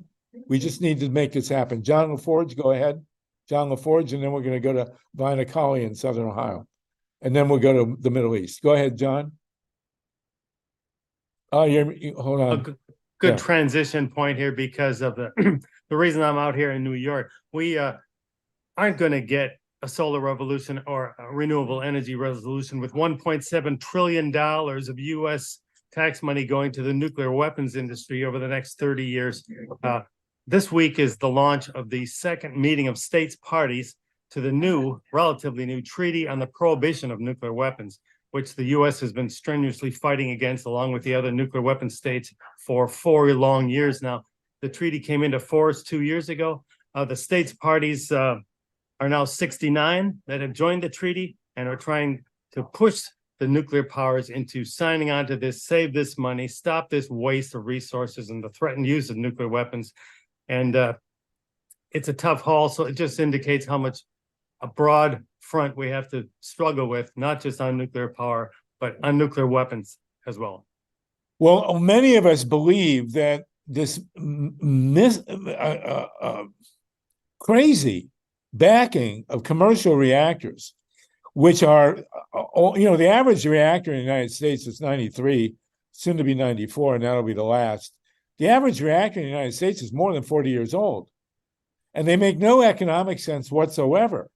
And there seems to be this strange tailwind that's coming from somewhere, and we think it's the nuclear weapons industry. I mean, I think you're absolutely right. The invisible hand pushing nuclear power in this country is the demand of the nuclear weapons industry for infrastructure, for fuel, and for personnel. And it makes no sense otherwise. It doesn't make any sense. Makes no sense. So the only sense it does make is for the conveyor belt, the construction of nuclear weapons, that they want to keep going because they have the infrastructure established for 7 decades. And for example, the B-61, which is deployed in Europe and forward deployed and threatening Russia every day, has gone through 12 permutations. Just 2 weeks ago, the military announces, we're going to have the B-61-13 to keep the assembly line underway. It has nothing to do with defense at all. It's a jobs program and a way to maintain prestige and expertise in a dead industry and a killing industry. And then all these other countries, want new nuclear power plants, and clearly it's for weapons. So we can't. The push for nuclear. First of all, the small reactors are almost dead. But economically, it's catastrophic. There was more news today in Bloomberg. I mean, all the investors in the small reactors are jumping off the ship. It's a disaster financially, and on the cusp in Ohio is Vina Colley, where they're trying to build a new facility. They're already tearing down the old one without precautions. People are dying of cancer down there at a higher rate than any other county. It's crazy. Vina, you want to step up here? Yes, please, Vina, fill us in. The Portsmouth facility is actually the missing link. And John, especially at Nuke Watch, and the rest of you follow this issue, Portsmouth, Ohio, and what they're doing there really explains a lot about the connection between nuclear power and nuclear weapons. Vina, please. Vina's been with us, waiting patiently, and a tremendous lifelong activist. Go ahead, Vina. Hi, my name is Vina Colley, and I'm president of the Portsmouth Piketon Residents for Environmental Safety and Security and National Nuclear Workers for Justice. For 70 some years, this Piketon facility has been polluting. Piketon is the largest facility in the world. It has 2 of the largest buildings in the world. We are sitting on fractured bedrock, and all of our drains and things go to a place called the Scioto River, which within 20 miles empties out into the Ohio River. So we have been polluting the Ohio River now for 70 some years. Workers have gotten paid for some of their cancers, are still having to fight. We found out here just lately that there is 80 acres on site that they have gave to a community group called SODI. SODI is going to take this 80 acres and sell 20 at a time for $20,000. And when they get done, they're going to be making $1.2 million, and we will have 2 modular reactors on site. For years, press fought not to have the waste brought into Piketon, and everything died down, so they couldn't get what they wanted through the citizens. So they went around to all the area county commissioners, and the commissioners gave them an okay to make these 12 waste cells on site. Our belief and opinion is they're going to make us a nuclear hub for all of these other facilities who have transuranic waste, and we are going to reprocess it or recycle it for these modular reactors. One thing that's been a top secret at Piketon all these years, we were supposed to be a uranium enrichment facility. Instead, we were reprocessing and reprocessing stuff that came in from Russia and Hanford and West Valley, New York, and they gummed up the Piketon site.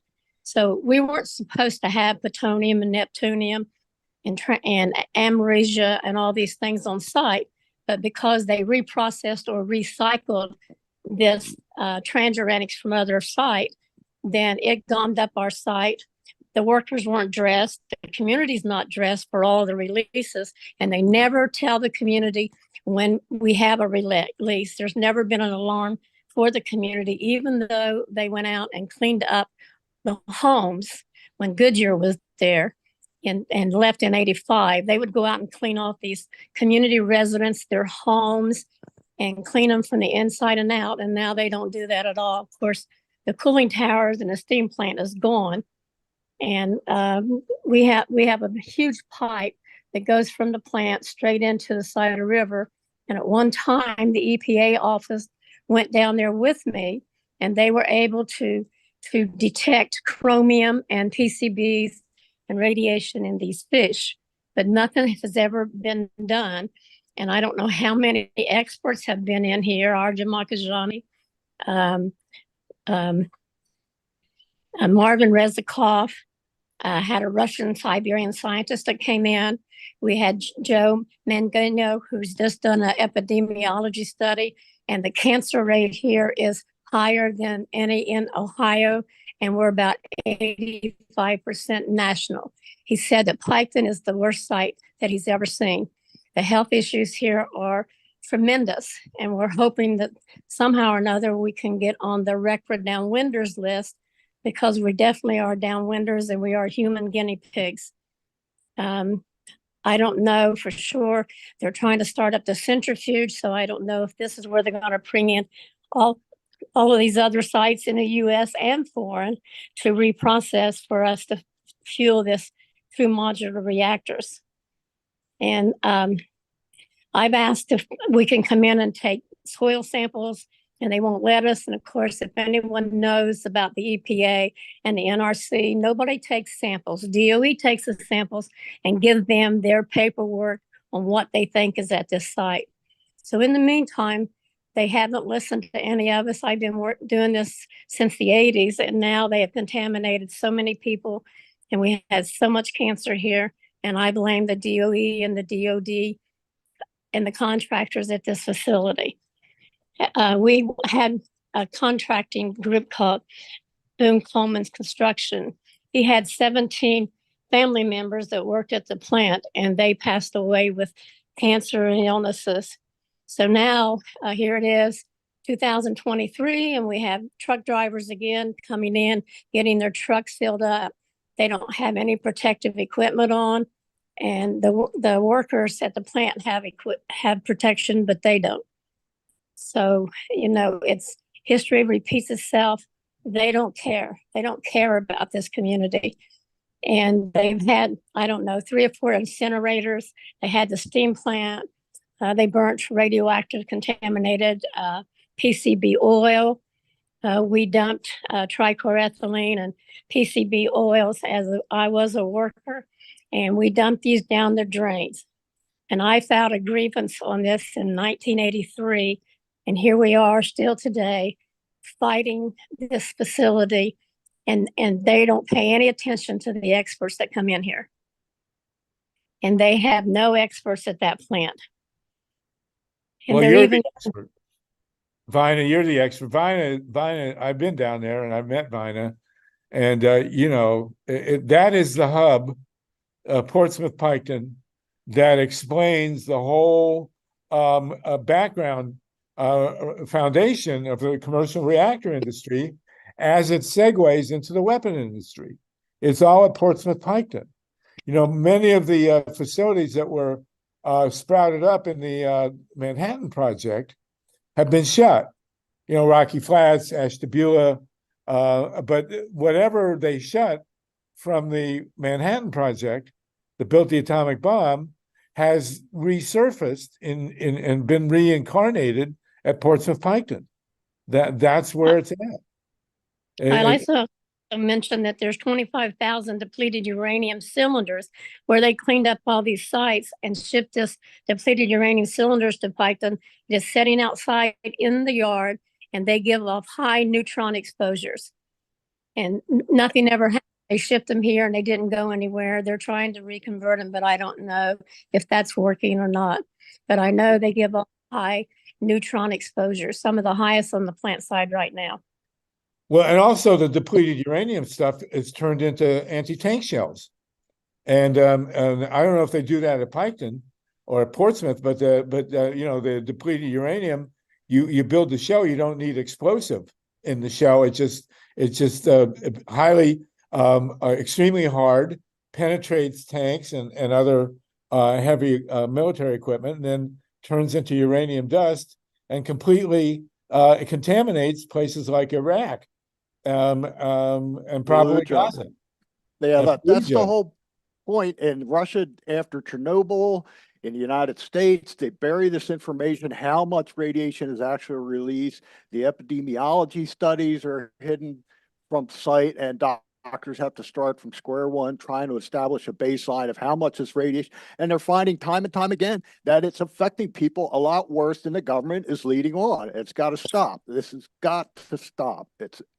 It's unreal. I will say also there was a facility in this area in Southern Ohio called Fernald, and they called it the Fernald Feed Plant. But it was, you know, totally nuclear weapons plant. And I went down there, and they had the big cooling tower or the whatever tower they had down there painted blue and white, a checkerboard. And to basically deceive the public. There were people who lived near Fernald for decades who thought it was for animal feed. And it was a total deception perpetrated on the local people, when in fact it was a feed-in plant for highly radioactive materials. And people down there died in droves. Vina, we are grateful for your health. And just stay healthy, please, and keep on it. Wendy has a hand, and Mary and John LaForge. and then we're going to move on. Go ahead, Mary, Wendy. Thank you. Just really quickly while we have John here, I feel like I need to add this to the conversation, especially talking about the recycling of waste products. I wrote an article that Lynn Feinerman put in the chat for her Women's Rising Radio about phosphogypsum in Florida and how we just recently passed a law that allows the radioactive waste of the phosphorus industry, which is a substance called gypsum that is like accumulated in massive stacks, and they don't have anything. This is starting to leach, so they don't have anything to do with this phosphogypsum. So they're trying to use it to pave the roads. They want to pave the roads in Florida with radioactive material. And they tried doing this in Idaho because there's also phosphorus mining up there. And like you're saying, there's all kinds of massive cancer rates in that area, and they had to stop. It was a different type of phosphorus, but phosphorus is used for fertilizer, anything with PFAS, and also military applications like white phosphorus.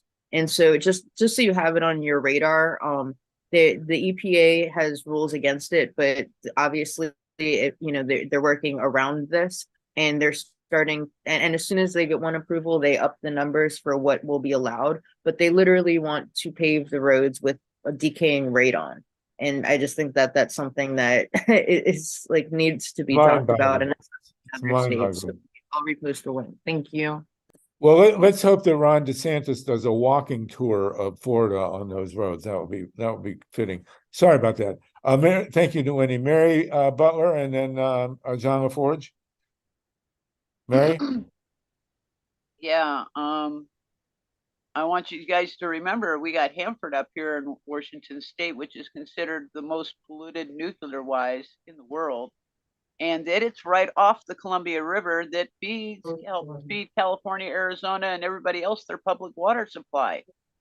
So we got to talk about that. Furthermore, it's burnt twice. When we had those big fires in Washington State, the grasslands over that plant burnt. The whole plant got burnt all the way across in 2015. And around 2016, they had a collapse of the storage areas, wink, wink, and they had all the people that worked there leave, and they brought in special security people and did whatever, and then told the people that work at the plant, you can come back now. But they never told them what they did to secure the radiation. And those units that are storing them, these underground bunkers that are storing them that are actually above and below ground, are severely damaged and cracking everywhere because of the first fire that went across. And then we had a fire in 2017 that went across those grasslands. And all of Spokane, where I live, is downwind of that area.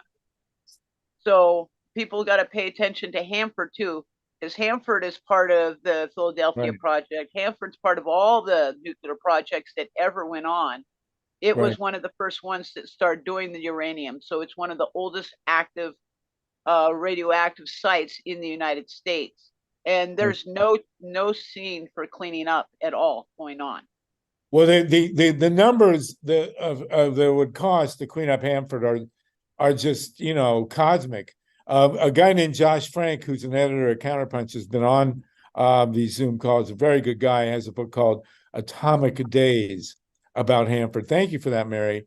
Hanford is beyond a nightmare, and really Portsmouth Piketon is its twin, its evil twin. John LaForge, go ahead. Oh, thanks, Harvey. I just wanted to say thanks for having me on, and thanks for plugging our terrific newsletter, the Nuke Watch Quarterly. We slave over it. We try to cover these issues that everyone's been talking about. There's so much bad news that our office joke is the worst that could happen is that we're proven right. But our masthead says something more positive. It's from Albert Camus, who said we can rebel equally well against lies as against oppression. So thanks again for having me on. Well, you do great work, John, and be sure and be in touch with Vina Colley and with Mary in Hanford. And, if we didn't make any progress, we wouldn't be alive at all right now. I want to say hi to Cynthia Papermaster from Thanks again. Well, thank you, John. You're fabulous. Before Make you sure go, you put your connections there. Go ahead, Mila. Thank you. Sorry. Just before you go, I wonder, do you have a link to that that Zoom with Arjun Makajani about the health effects of tritium? Did you put that in the chat? And if you have it, could you kind of tell us how to find it? I've got it, Thursday. Mila. I put it in there. I'll give it to you. Oh, okay. Why don't you put it in the chat for everybody, Steve? And thank you. Thanks again. Yeah, thank you, John, again. Vina Colley, is there anything further you'd like to say before we move on? Again, I want to thank you for your thank you for your service, as they say. Please tell us what we can do about Portsmouth Piketon. I have a Facebook called, it's called Vina Colley, and I keep track of what's going on at the plant. I put it on my Facebook for people to see.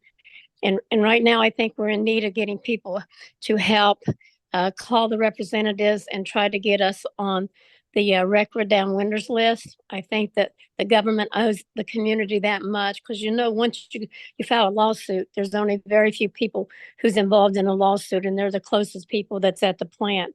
But here we have 7 counties around the plant within a 50-mile radius. Joe, who's an epidemiologist, said that these counties are all the highest in cancer. So we really need to help get people to call in our representatives to see if they won't push for a record down winners list for the Piketon community and the Portsmouth community. Well, thank you again. Make sure you... Sorry, go ahead. It's just so overwhelming that every time you talk to somebody, they have somebody with cancer. They're putting it on Facebooks. They put them everywhere now. And we have a survey for people to fill out for cancer to try to track some of the names down to get them into Washington, D.C. again. Bonnie, you've done fantastic work. Thank you so much. Make sure your connections are all in the chat and keep up your fantastic stuff. And people who really, you know, this idea that the nuclear weapons industry is behind the nuclear power industry, you can really see the nexus at Portsmouth Piketon, as you can at Hanford. There is a commercial reactor still operating at Hanford, utterly ridiculous, completely unnecessary, and they just keep it going because it's a weapons situation. That's the reality. Okay, thank you so much, everyone. Linda Seeley, you want to have a last word on Diablo? We're going to go talk to Vinny DiStefano about Assange, and then we're going to talk for a few minutes about the Middle East. Linda? Please call Governor Newsom. Please call your state legislators and tell them that we do not need Diablo Canyon and that it's a dangerous proposition. Thank you. Thank you. Thanks a lot, Harvey. Well, thank you. We just got to shut it down. I'm directly downwind from Diablo. And the good news is if we shut these 2 reactors at Diablo Canyon, California, which is the number 5 economy in the world, will join Germany, which is the number 4 economy in the world, and being post-nuclear. And I just saw a big piece today about the gargantuan amount of solar that China is building. China is still toying with more nuclear power, but their investments in solar is just spectacular. And I will say one thing that people need to pay attention to. China has enormous amounts of desert. You know, China geographically is almost exactly the same size as the United States. And they're putting these solar panels in the desert, but they're making them high enough, mounting them high enough that they're growing persimmon trees under the solar panels. I don't know what they're doing for water, but, you know, in the desert, there are a lot of things that grow in the shade that can't grow in the desert. And this is called agrivoltaics. And they're growing persimmon trees and just tons of other stuff. The Chinese are. It's really interesting. So I generally really strongly advocate for rooftop solar. But if they're going to do it in the desert and they can grow crops, wow, that's pretty amazing. I want to thank John Carney for being with us also. And John, I want to see you again shortly, please. And John LaForge, come on anytime, please. Great to have you, Linda. The mothers are absolutely essential. Really, really need you. Okay, I want to go to Vinny DiStefano now, and we are going to talk, Vinny, about the Assange campaign. and then we're going to segue. We'll go to 420 as we usually do in California time, and talk about the Middle East. But Vinny, tell us what's happening with. Hey, I'm going to be really quick because the Middle East situation, as you can see by the image behind me, is of epic importance. I thought that was Detroit behind you. It used to be Detroit. They did so well in Michigan. They moved it to Gaza. Okay. There are several things that have occurred recently. I just posted an article by Craig Murray in the chat, and it is about the Supreme Court in Britain making decisions on deportations of Rwandans. And it could have a beneficial effect on Julian's behalf, because they basically said the judges, which are acting by imperial fiat in the lower courts, and the government officials by imperial fiat, the Supreme Court has decided that they really can't do that. And rather than butcher up what Craig has written so incredibly well, please look in the chat. That article is well worth reading. The second thing that is happening that is of epic importance is there are 4 lawyers who represent Julian Assange who visited him in the Ecuadorian embassy and had their phones and computers confiscated and then replicated as a serious breach of the attorney-client privilege. So they sued the CIA. Just before Thanksgiving, the CIA appealed that case in a court in New York with a very, very, very good judge, who more than likely will find in the plaintiff's behalf and not dismiss the charges. And what they're saying is if they are successful, that could be another avenue that could get Julian released, much the same way that Daniel Ellsberg, much to his regret, never went to trial because of Richard Nixon's breaking into his psychiatrist office. I mean, there is a laundry list of breaches of ethics that have occurred in the Assange trial that Kafka couldn't even make up. He'd say they're too damn Kafkaesque even for me. But right now, those are the things that we've had. Now, we had, sadly to say, a hack on the DEA website in London and the Assange defense site here in the US. They're finally back up. They were down for almost a week, and our email was down. You know, just because you're paranoid doesn't mean they aren't actually following you. And I believe this is not just a case of something crashing. It is nefarious actors trying to silence us, because there is good news on the horizon. There's good news. What Craig Murray wrote, I think, is good news, and the suit that's occurring in New York. So what I would encourage everybody to do, and I'll wrap it up with this, is please call your senators, call your congressmen, call Biden, call Merrick Garland, tell them to drop this case once and for all. They swore an oath to defend the Constitution against enemies, both foreign and domestic, and this is the greatest assault on our Constitution we've experienced in our lifetime. If he is sent to the United States where he'll be found guilty, it spells the end of the First Amendment, because it'll be the first time that a journalist has been prosecuted and charged not for causing harm, not for printing lies. They said everything that he said was truthful and that no one was harmed by the revolution. So they just want his head in a pike to get anybody that would be an investigative journalist and show them what will happen to them if they do likewise. And I know there's a lot to cover in the Middle East. So Harvey, thank you for this opportunity.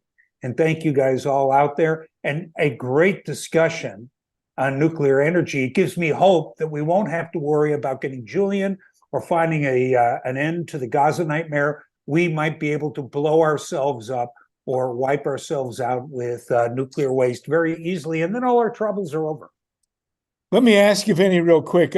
Wasn't Julian, I mean, there's been delay, obviously. Yes, there has.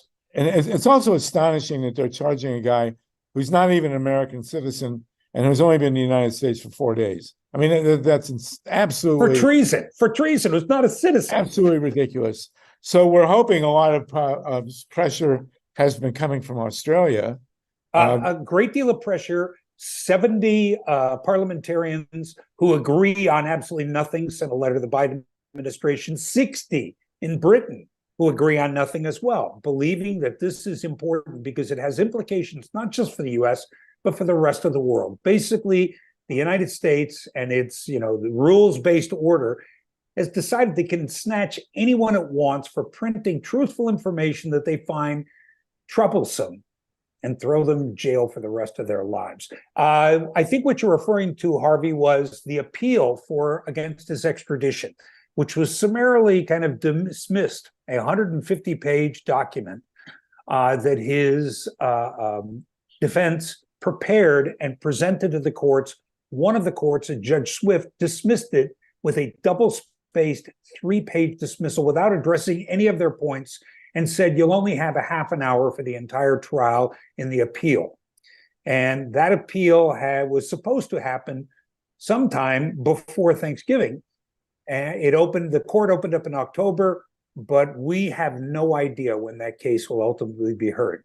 But again, read Craig Murray's article, because it'll give you a keen insight in what could be an incredible ray of hope for Julian with the judiciary in Britain. Okay, if you can put the link in the chat, that would be great. I will do it once more. I do want to mention, I would be remiss, Myla Reason, Sakura Forza, and I have a show, or had a show, on KPFK Pacifica, the California Solartopia show. It's been off for God knows how long, but we're going to be back on Wednesday night, 5 o'clock Pacific time. Vinny will be expecting you to listen in. It'll be in Los Angeles, and we try and get it out on the net. It's gonna be an hour.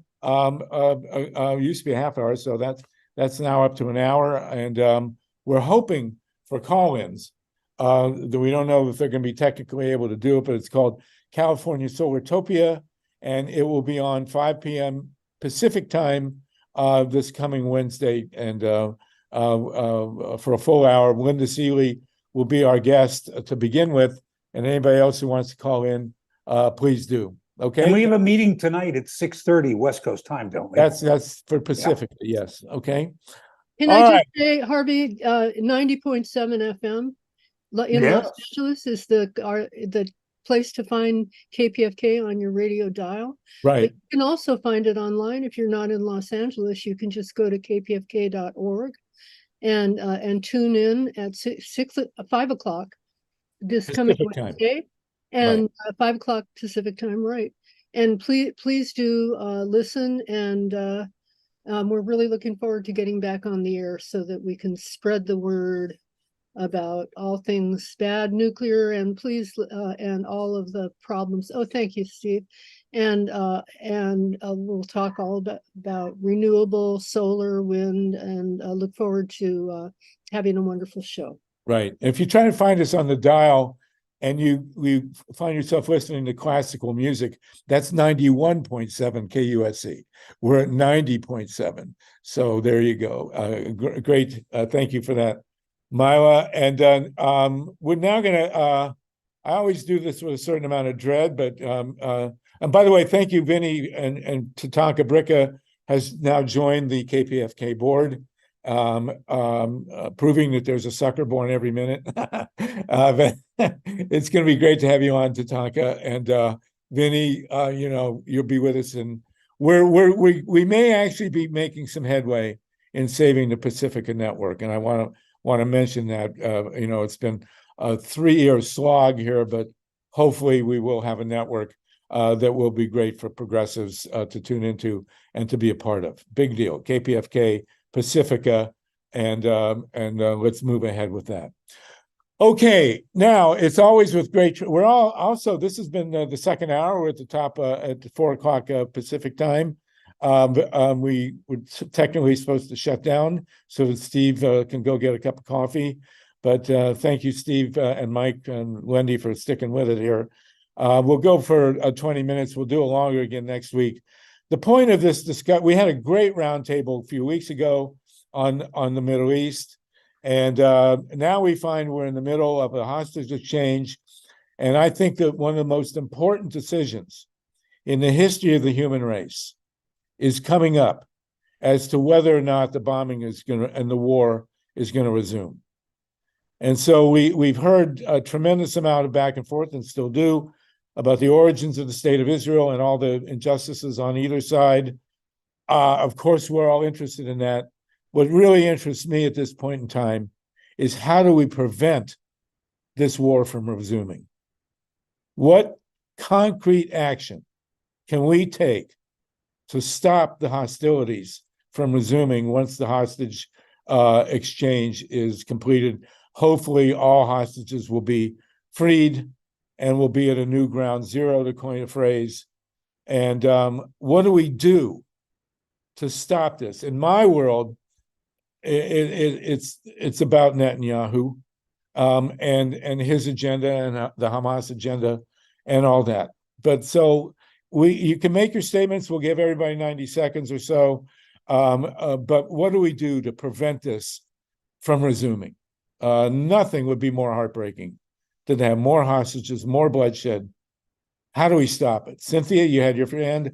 Vinny, we'll go to you a third after Cynthia and Lynn, and then I know you wanted to speak, Vinny. So go ahead, Cynthia. I know you're in Berkeley. It's good to see you. You're a Code Pink stalwart and a great activist. Good to have you with us. Go ahead. So much, Harvey. Well, one thing that Code Pink thinks that we can do to make a difference long term is to stop funding, weapons, which are just basically that money is just going to Lockheed Martin and Boeing and Raytheon and Grumman and so forth. And they're telling their shareholders how wonderful this conflict is for their profits. I mean, that's shameful. And also, getting more Congress members to have the courage to call for a ceasefire is really important. And so I'm putting in the chat our action this coming Sunday at Nancy Pelosi's house. Nancy Pelosi thinks that we can't have a ceasefire because Hamas will regroup and rearm, et cetera, completely ignoring the fact that thousands and thousands of people are dying from the bombing and the violence in the West Bank. So that's what I would suggest, is that we get Congress to stop funding and Biden to stop funding the weapons shipments to Israel. Thank you. Thanks for letting me talk. And of course, one of the ironies of the money that's gone to Israel is that some of it's gone to Hamas. That's right. That's right. It's well known that Netanyahu early on supported Hamas, the formation of Hamas, so that he could counter the power of the Palestinian Authority. He wanted to create a situation where there would never be peace, because he's a right-wing. You know what, you already have your opinion about Netanyahu, but he needs to go, and Israelis need to have true safety and security and peace, as well as the Palestinians. Thanks. Thank you, Cynthia. You're always so articulate, and it's great to see you. Be sure and say hi to Joanna Macy for us all. Yeah. Please, Lynn Finerman and then Benny. And Dave Yes. Sullivan will work you in also. Lynn Finerman, go ahead. Thank you. And thanks so much to Cynthia for your work. You're awesome and sublime. I wanted to say that I really love Vinny DiStefano's poster that he has back. I mean, it gets to the heart and soul of the matter, okay? Because the truth is that the only way to get rid of Benjamin Netanyahu is to confront the greater Israel issue, is to confront what it is that Israel really wants. And it was very intriguing to me that somebody mentioned, I forget who it was, that there are big, shallow natural gas deposits on the Gaza Strip side of the Mediterranean, whereas Israel's Mediterranean borders are, the gas deposits are much deeper. And it kind of made me think, well, maybe that's what this was all about. Who knows what the real source of the desire to wipe out Gaza is. And I think that we really need to try to encourage in Israel a real conversation about just what land they want and what they are expecting Israel to look like, what the goals are. And so thank you, Vinny, for that lovely poster. Well, and thank you, Lynn, for your great radio show and your wisdom. It's always great to have you speaking with us. Vinny, do you want to go next? And Sure, I'll go next, and I'll be, again, very, very quick. We give $3.8 billion of aid unquestionably to Israel. The important question is to ask why. And much of it is due to the Israel lobby. There's an incredible book I would suggest you all read it. It's called The Israel Lobby. It's by John Mearsheimer and Walt. And it is a cavalcade of just how money determines what happens in the Congress. The problem we have is people know that if they stand against the state of Israel, not against Jews, but against the state of Israel and what it does to the Palestinians, they are going to be, the APIC is going to spend somewhere in the order of $10 million to get rid of progressive Democrats. And so I think what we need to do is we need to tell the Democratic Party, if you hope to get any of our votes, and that's not to Ralph Nader you or Marianne Williamson you need to deal with this issue and force Israel to do the right thing. It happened before. It happened with Eisenhower. It happened with Kennedy. It happened with Carter. And it could happen if Joe Biden grew a spine to halt the bloodshed. I don't need to tell anybody on this call, almost 6,000 children have been killed. Doesn't matter how many people have been killed or wounded. 6,000 children have been killed with our tax dollars. And you need to tell people the blood of their lives is on our hands as U.S. taxpayers. And tell our congressmen, tell our senators, tell our assemblymen and our governors, if you continue to support unquestionably the state of Israel, you won't get our votes no matter who it means is going to get elected. Thank you, Vinny. Thank you for that. Julie Weiner, Omer, Mike Hirsch, Dave Saltman, I don't know if you're still with us. If you are, raise your hand if you want to speak. And Dennis Bernstein, I don't know if you're still with us. But go ahead, Julie Weiner. Julie, you unmuted? Go ahead, Julie. Unmuted. You're unmuted. Can you hear me? Yeah, Can yeah. you hear me now? Yeah. Yeah. Okay. Oh, okay, good. Yeah, I wanted to talk a little bit about Israel's goal of, quote, defeating Hamas. Hamas is the elected leadership of the Palestinian Authority. The same argument for destroying Hamas, destroying all of Hamas's leadership, because their founding document calls for the destruction of the state of Israel. The fact is, the Likud's founding document calls for the destruction and the prevention of any political power for the Palestinians. So, a parallel, American diplomats and politicians would be horrified if anybody said that Likud has to be gotten rid of. We have to overturn Likud, because it would be understood that that means overturning the state of Israel. Hamas is the elected leadership since 2006, and Israel and the PA have been afraid to have any more elections. Those are the elected, that's the elected leadership. So what they're talking about is destruction of the whole PA polity. So, and I think it was I who put up the question. There's an article that is very comprehensive but undocumented in the what's the name of the group? I'll have to find the link to it. I can't think of it. I'll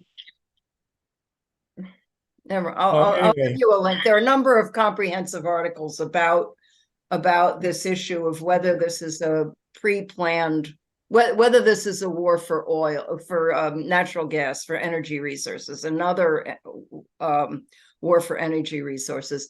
I personally suspect, because of the immediate, obviously previously agreed upon line, oh, we'd like a pause. We don't want a ceasefire. We want a pause in the fighting. I personally think that this was pre-planned, and that if those of you who share my skepticism about the the 9/11 narrative, look at what happened. There are huge parallels to 9/11.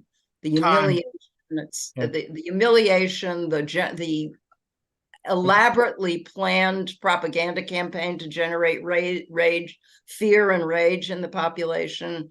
I mean, I remember people, in the Midwest looking at beds. Okay, thank you. Thank you, Julie. Mike Hirsch and then Wendy. Mike? Thanks. Thank you. Thank you so much for this opportunity, Sluggo. I want to try to bring a little light and optimism into this very grim and forbidding situation. The fact of the matter is, no matter how many times you'll hear things like this is a centuries-old conflict, this is an irreconcilable conflict, that's not true. The parties were on the precipice of a peace deal several times in the past, and there have been well negotiated, thoughtful solutions on the table that, for one reason or another, have been intentionally sabotaged by certain people who are not in favor of peace and coexistence. But Bill Clinton helped negotiate very close to a durable, mutually acceptable settlement. It was scuttled at the last minute. In Oslo, the parties gathered and hammered out situations that got to the point of negotiating which neighborhoods in Jerusalem would be under which nation's control. And those proceedings were scuttled and sabotaged. The Arab League put forward guidelines that would lead to a durable, mutually mutually acceptable settlement. So all we really are lacking in this situation is the political will from the President of the United States, going back to Bill Clinton, who couldn't quite get the job done, and ever since then, where Barack Obama had the wherewithal to bring forward a settlement and he shied away from it. So this is stuff that can be done. This is a conflict that can be solved, and it is a relatively recent conflict. It's not centuries old. It's not millennials old. It's something that can be settled. All that's lacking now is good faith from the parties, and the U.S. president has within his power or her power, if we have a female president, hopefully soon, to force Israel to the table and force Israel to negotiate in goodwill and good faith and settle this. The problem is that there are people who profit from conflict, and we need to do everything we can to ostracize these psychopathic influences and get them out of power before they, wreck the climate, irradiate all of us, and perpetuate these needless wars. It can be done. Well, thank you for that, Mike. You should write that up. I mean, that's very well stated. Thank you, Wendy, Omer, Carolina, and Salima. Wendy? Thank you. I really appreciate the discussion on the pathway to peace. Because it's the only way we're gonna survive as a planet is we understand that. And thinking about lasting peace, like not only do we need an immediate ceasefire now to prevent almost thousands of people a day. I mean, 500 people a day are being killed. We need a ceasefire now. But what would lasting peace look like that's equitable for everybody? I think like Mike just said, there's been harmony in the past, where just because if Palestine is free from the river to the sea doesn't mean that other people aren't. People can live together. I shared with Harvey, something really crazy happened to me a couple weeks ago. I was at a petitioning at the Miami Book Fair, and I just happened to sit down on a bench for a quick little break, and this book was next to me, and it was written in 2016. It's called World Crisis and the Pathway to Peace. And it was written by Mirza Masroor Ahmad, and he's the leader of the Ahmadi Muslim community, which apparently is millions of people, and they go around in grassroots efforts talking about how Islam basically means peace, and the people that have taken over the power structure aren't practicing actual Islam, just like the Zionists aren't practicing actual Judaism, just like the extreme Christian right that is attacking our rights here at home based on their own interpretation of God's will, calling it theirs.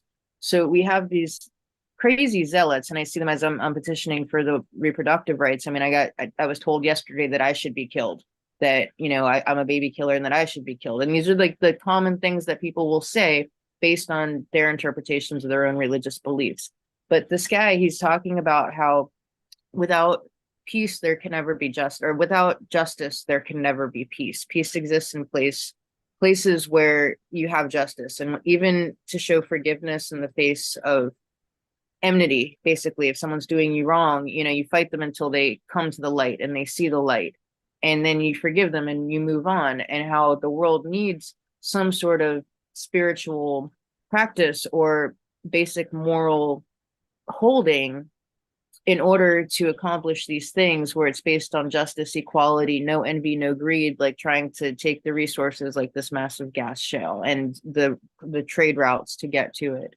And freedom of religion, and to be able to practice religion, but not to compel anyone to do anything or not do anything, and forgiveness. And so I think that's where the law and human rights law comes in, to translate these common moral codes that we have as people that love each other on the day-to-day, but and have a spiritual understanding, but aren't using that in a weaponized way.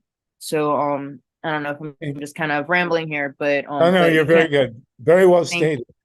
Thank you so much, Wendy. Very beautiful. Thank you for that. Omer, Carolina, Salima, and then I'm going to talk, and then we're pretty much out of time. Omer, go ahead, please. 90 seconds. Oh yeah. Hi, y'all. Thank you for letting me talk. My name is Omer Abed, and I wrote something up that Juan Cole, maybe you all know, he published it this morning. I put it in the chat, article on Gaza, and I mentioned how Biden, you know, of course he's a war hawk, but I mentioned how he has to get rid of the war hawks. And if you can please read my article. Okay, you're breaking up on us. If you'll put the article in the chat, that would be great. It's a campaign to get Brett now. Omer, we're going to do this again next week. If you come back next week and fix your audio, that'd be great. But we put your article in the chat, please. Okay. Thank you for that. Salima, someone else was Carolina was going to speak. Selena, go ahead. Oh, Carolina, there you are. Go ahead, 90 seconds, and then Salima, please. Thank you. So, you know, I have always said that the best thing for us to work on is on solutions so that we can all progress. And this is a very clear example of where we should be standing. We as progressives cannot stand with fascism. If you are standing with a fascist organization, which is the Israeli regime, then you need to really think about your position on this issue. It is very important for us to recognize that we have a lot of domestic issues also. These go beyond the peace talk. It goes on what is it that our government is doing with our tax dollars instead of working for us, instead of standing for our values, instead of really representing the people that elected them. And right now, our government is really acting as a tyranny because they are not representing what the people have told them repeatedly that we want. The majority of people in the United States, regardless of party, support a resolution to this issue. And it's not just a resolution right now or a ceasefire for a few days, but we want actually that our government stops funding governments that are constantly abusing people. You know, the fact that the people in Gaza live in an apartheid, the fact that they have to go through checkpoints to be able to work, the fact that they have to go through lots of impediments like having running water, like having electricity, that like having access to fuel, to access to medicines and good quality education.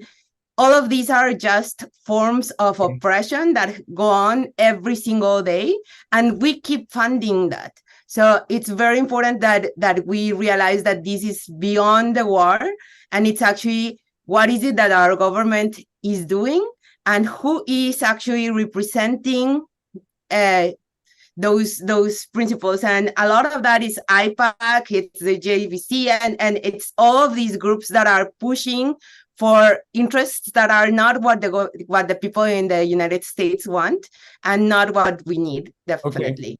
Thank you, very Carolyn. important. Thank you. Thank you for that. Salima, and then Mary, then we'll wrap up and let Steve go. Go ahead, Salima.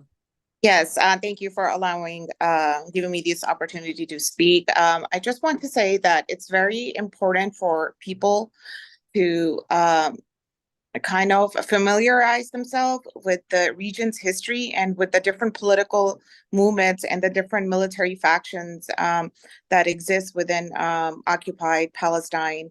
And that includes Gaza as well as the West Bank. And I know that Hamas has been vilified, and a lot of misinformation is out there, and it is regurgitated on our news waves.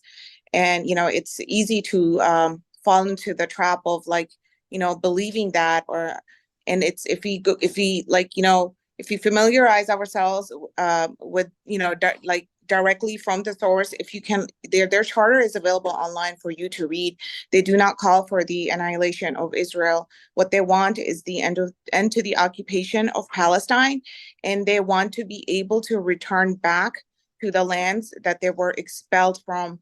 And that's all I want to say. Okay, thank you very much, Mary. And then we'll wrap up. Thank you, Steve, for continuing. We still have 47 people with us. Mary, and we'll do this again next week. Go ahead, Mary. Mary, we always have trouble with your audio. Asked on mute. There we go.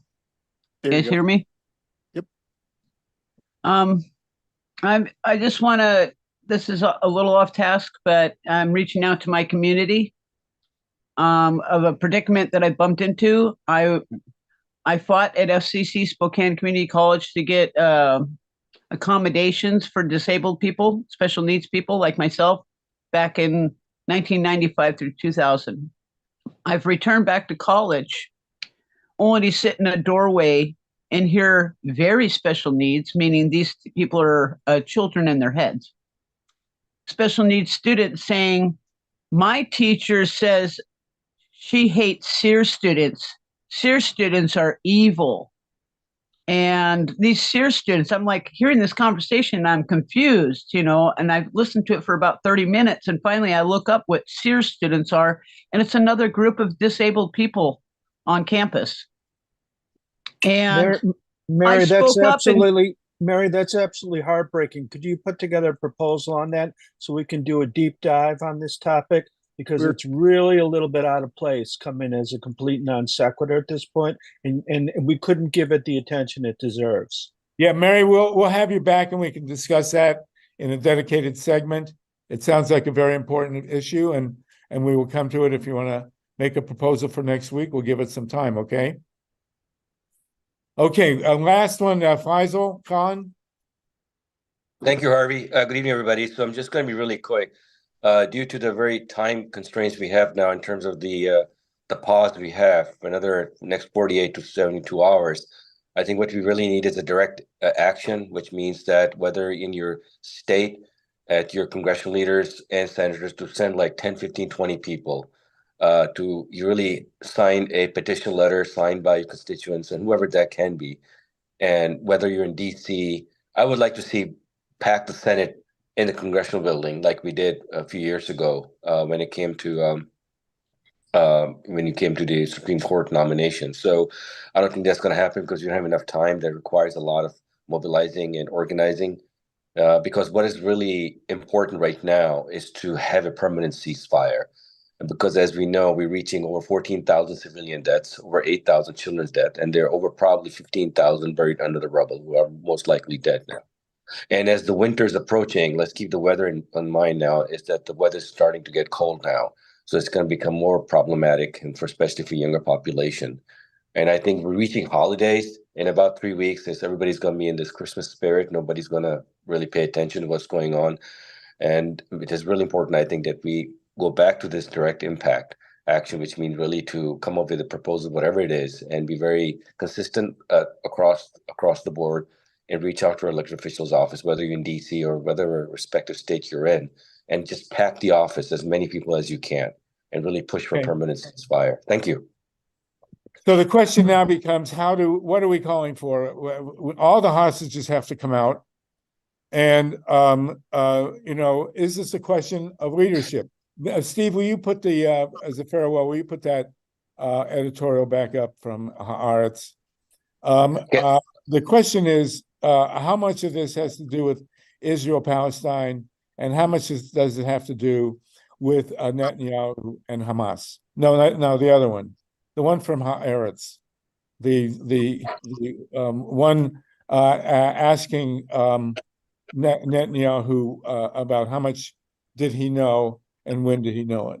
And the question is, how much does this war really have to do with the leadership of Hamas? As has been said, there you go. There hasn't been an election in Gaza since 2006, and we saw less than 2 years ago hundreds of thousands of Israelis marching in the streets to replace Netanyahu. So the question is, how much of this is about him? How much of this is about the death of Rabin and the death of the peace process?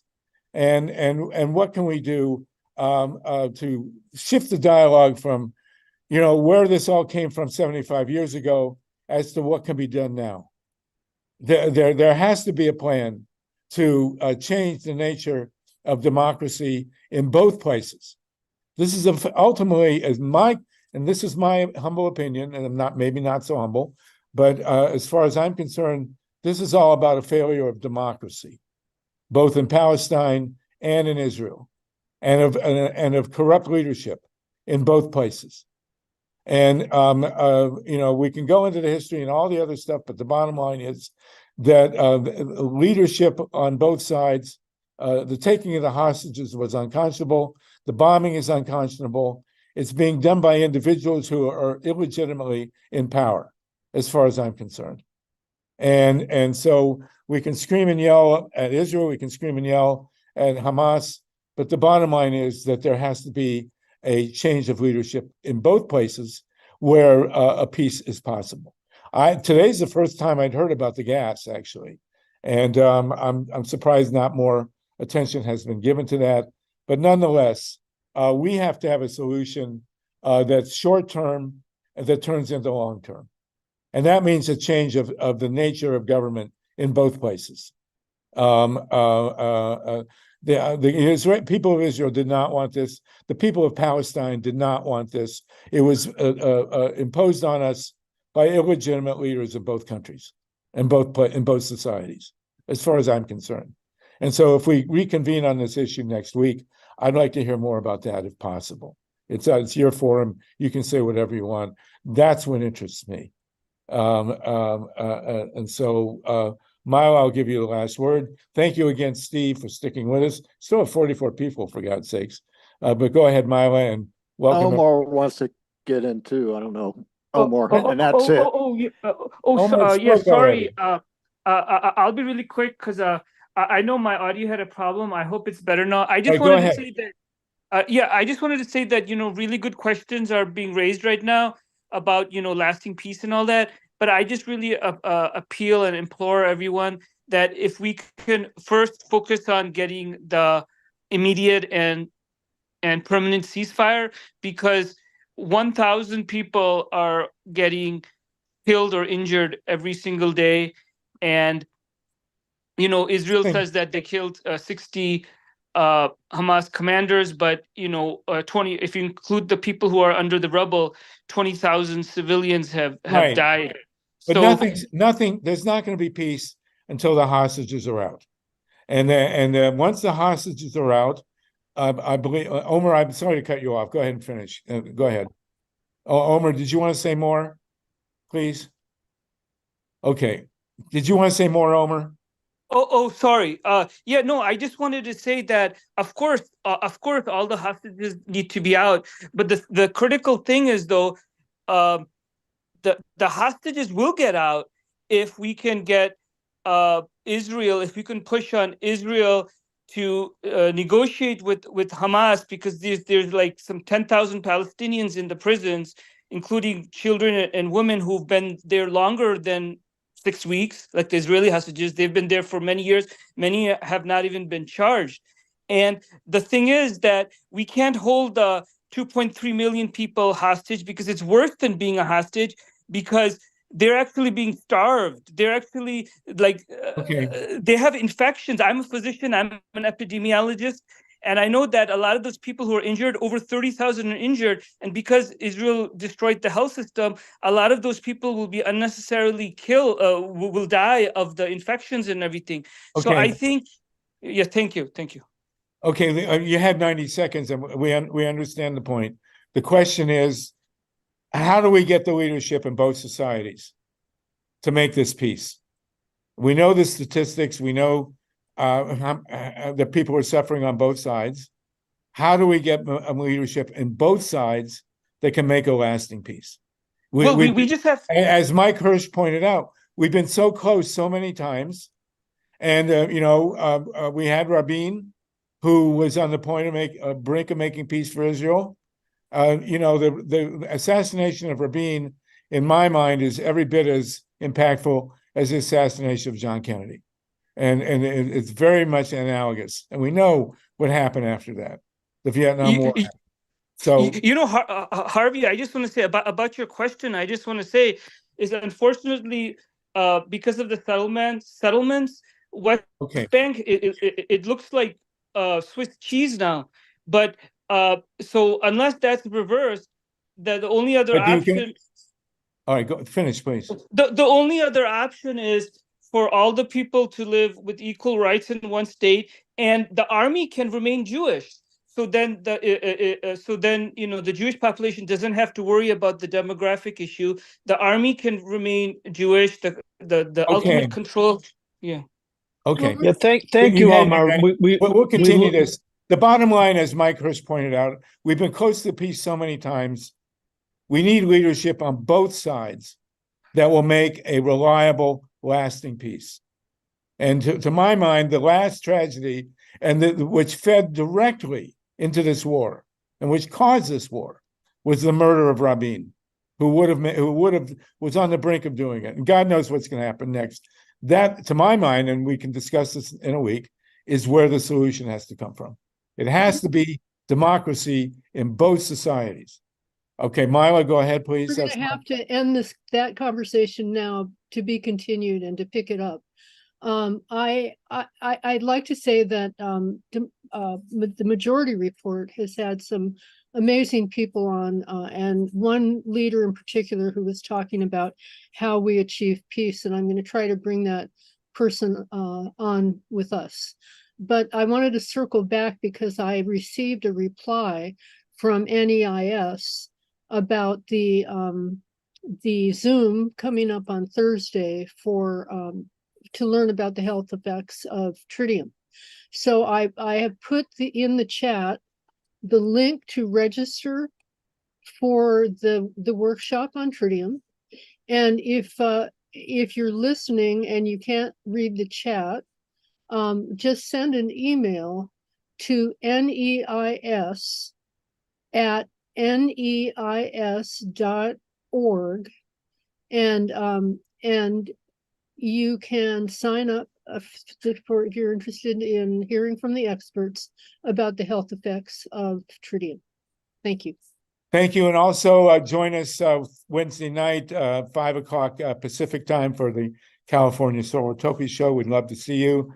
We know this is an ongoing discussion. I'm sure many of you want to speak. Omer, thank you for your talk, and so many more. We will continue this at the end of the group call next week. Steve Caruso and Mike Hirsch, thank you so much for your being by on the call of duty.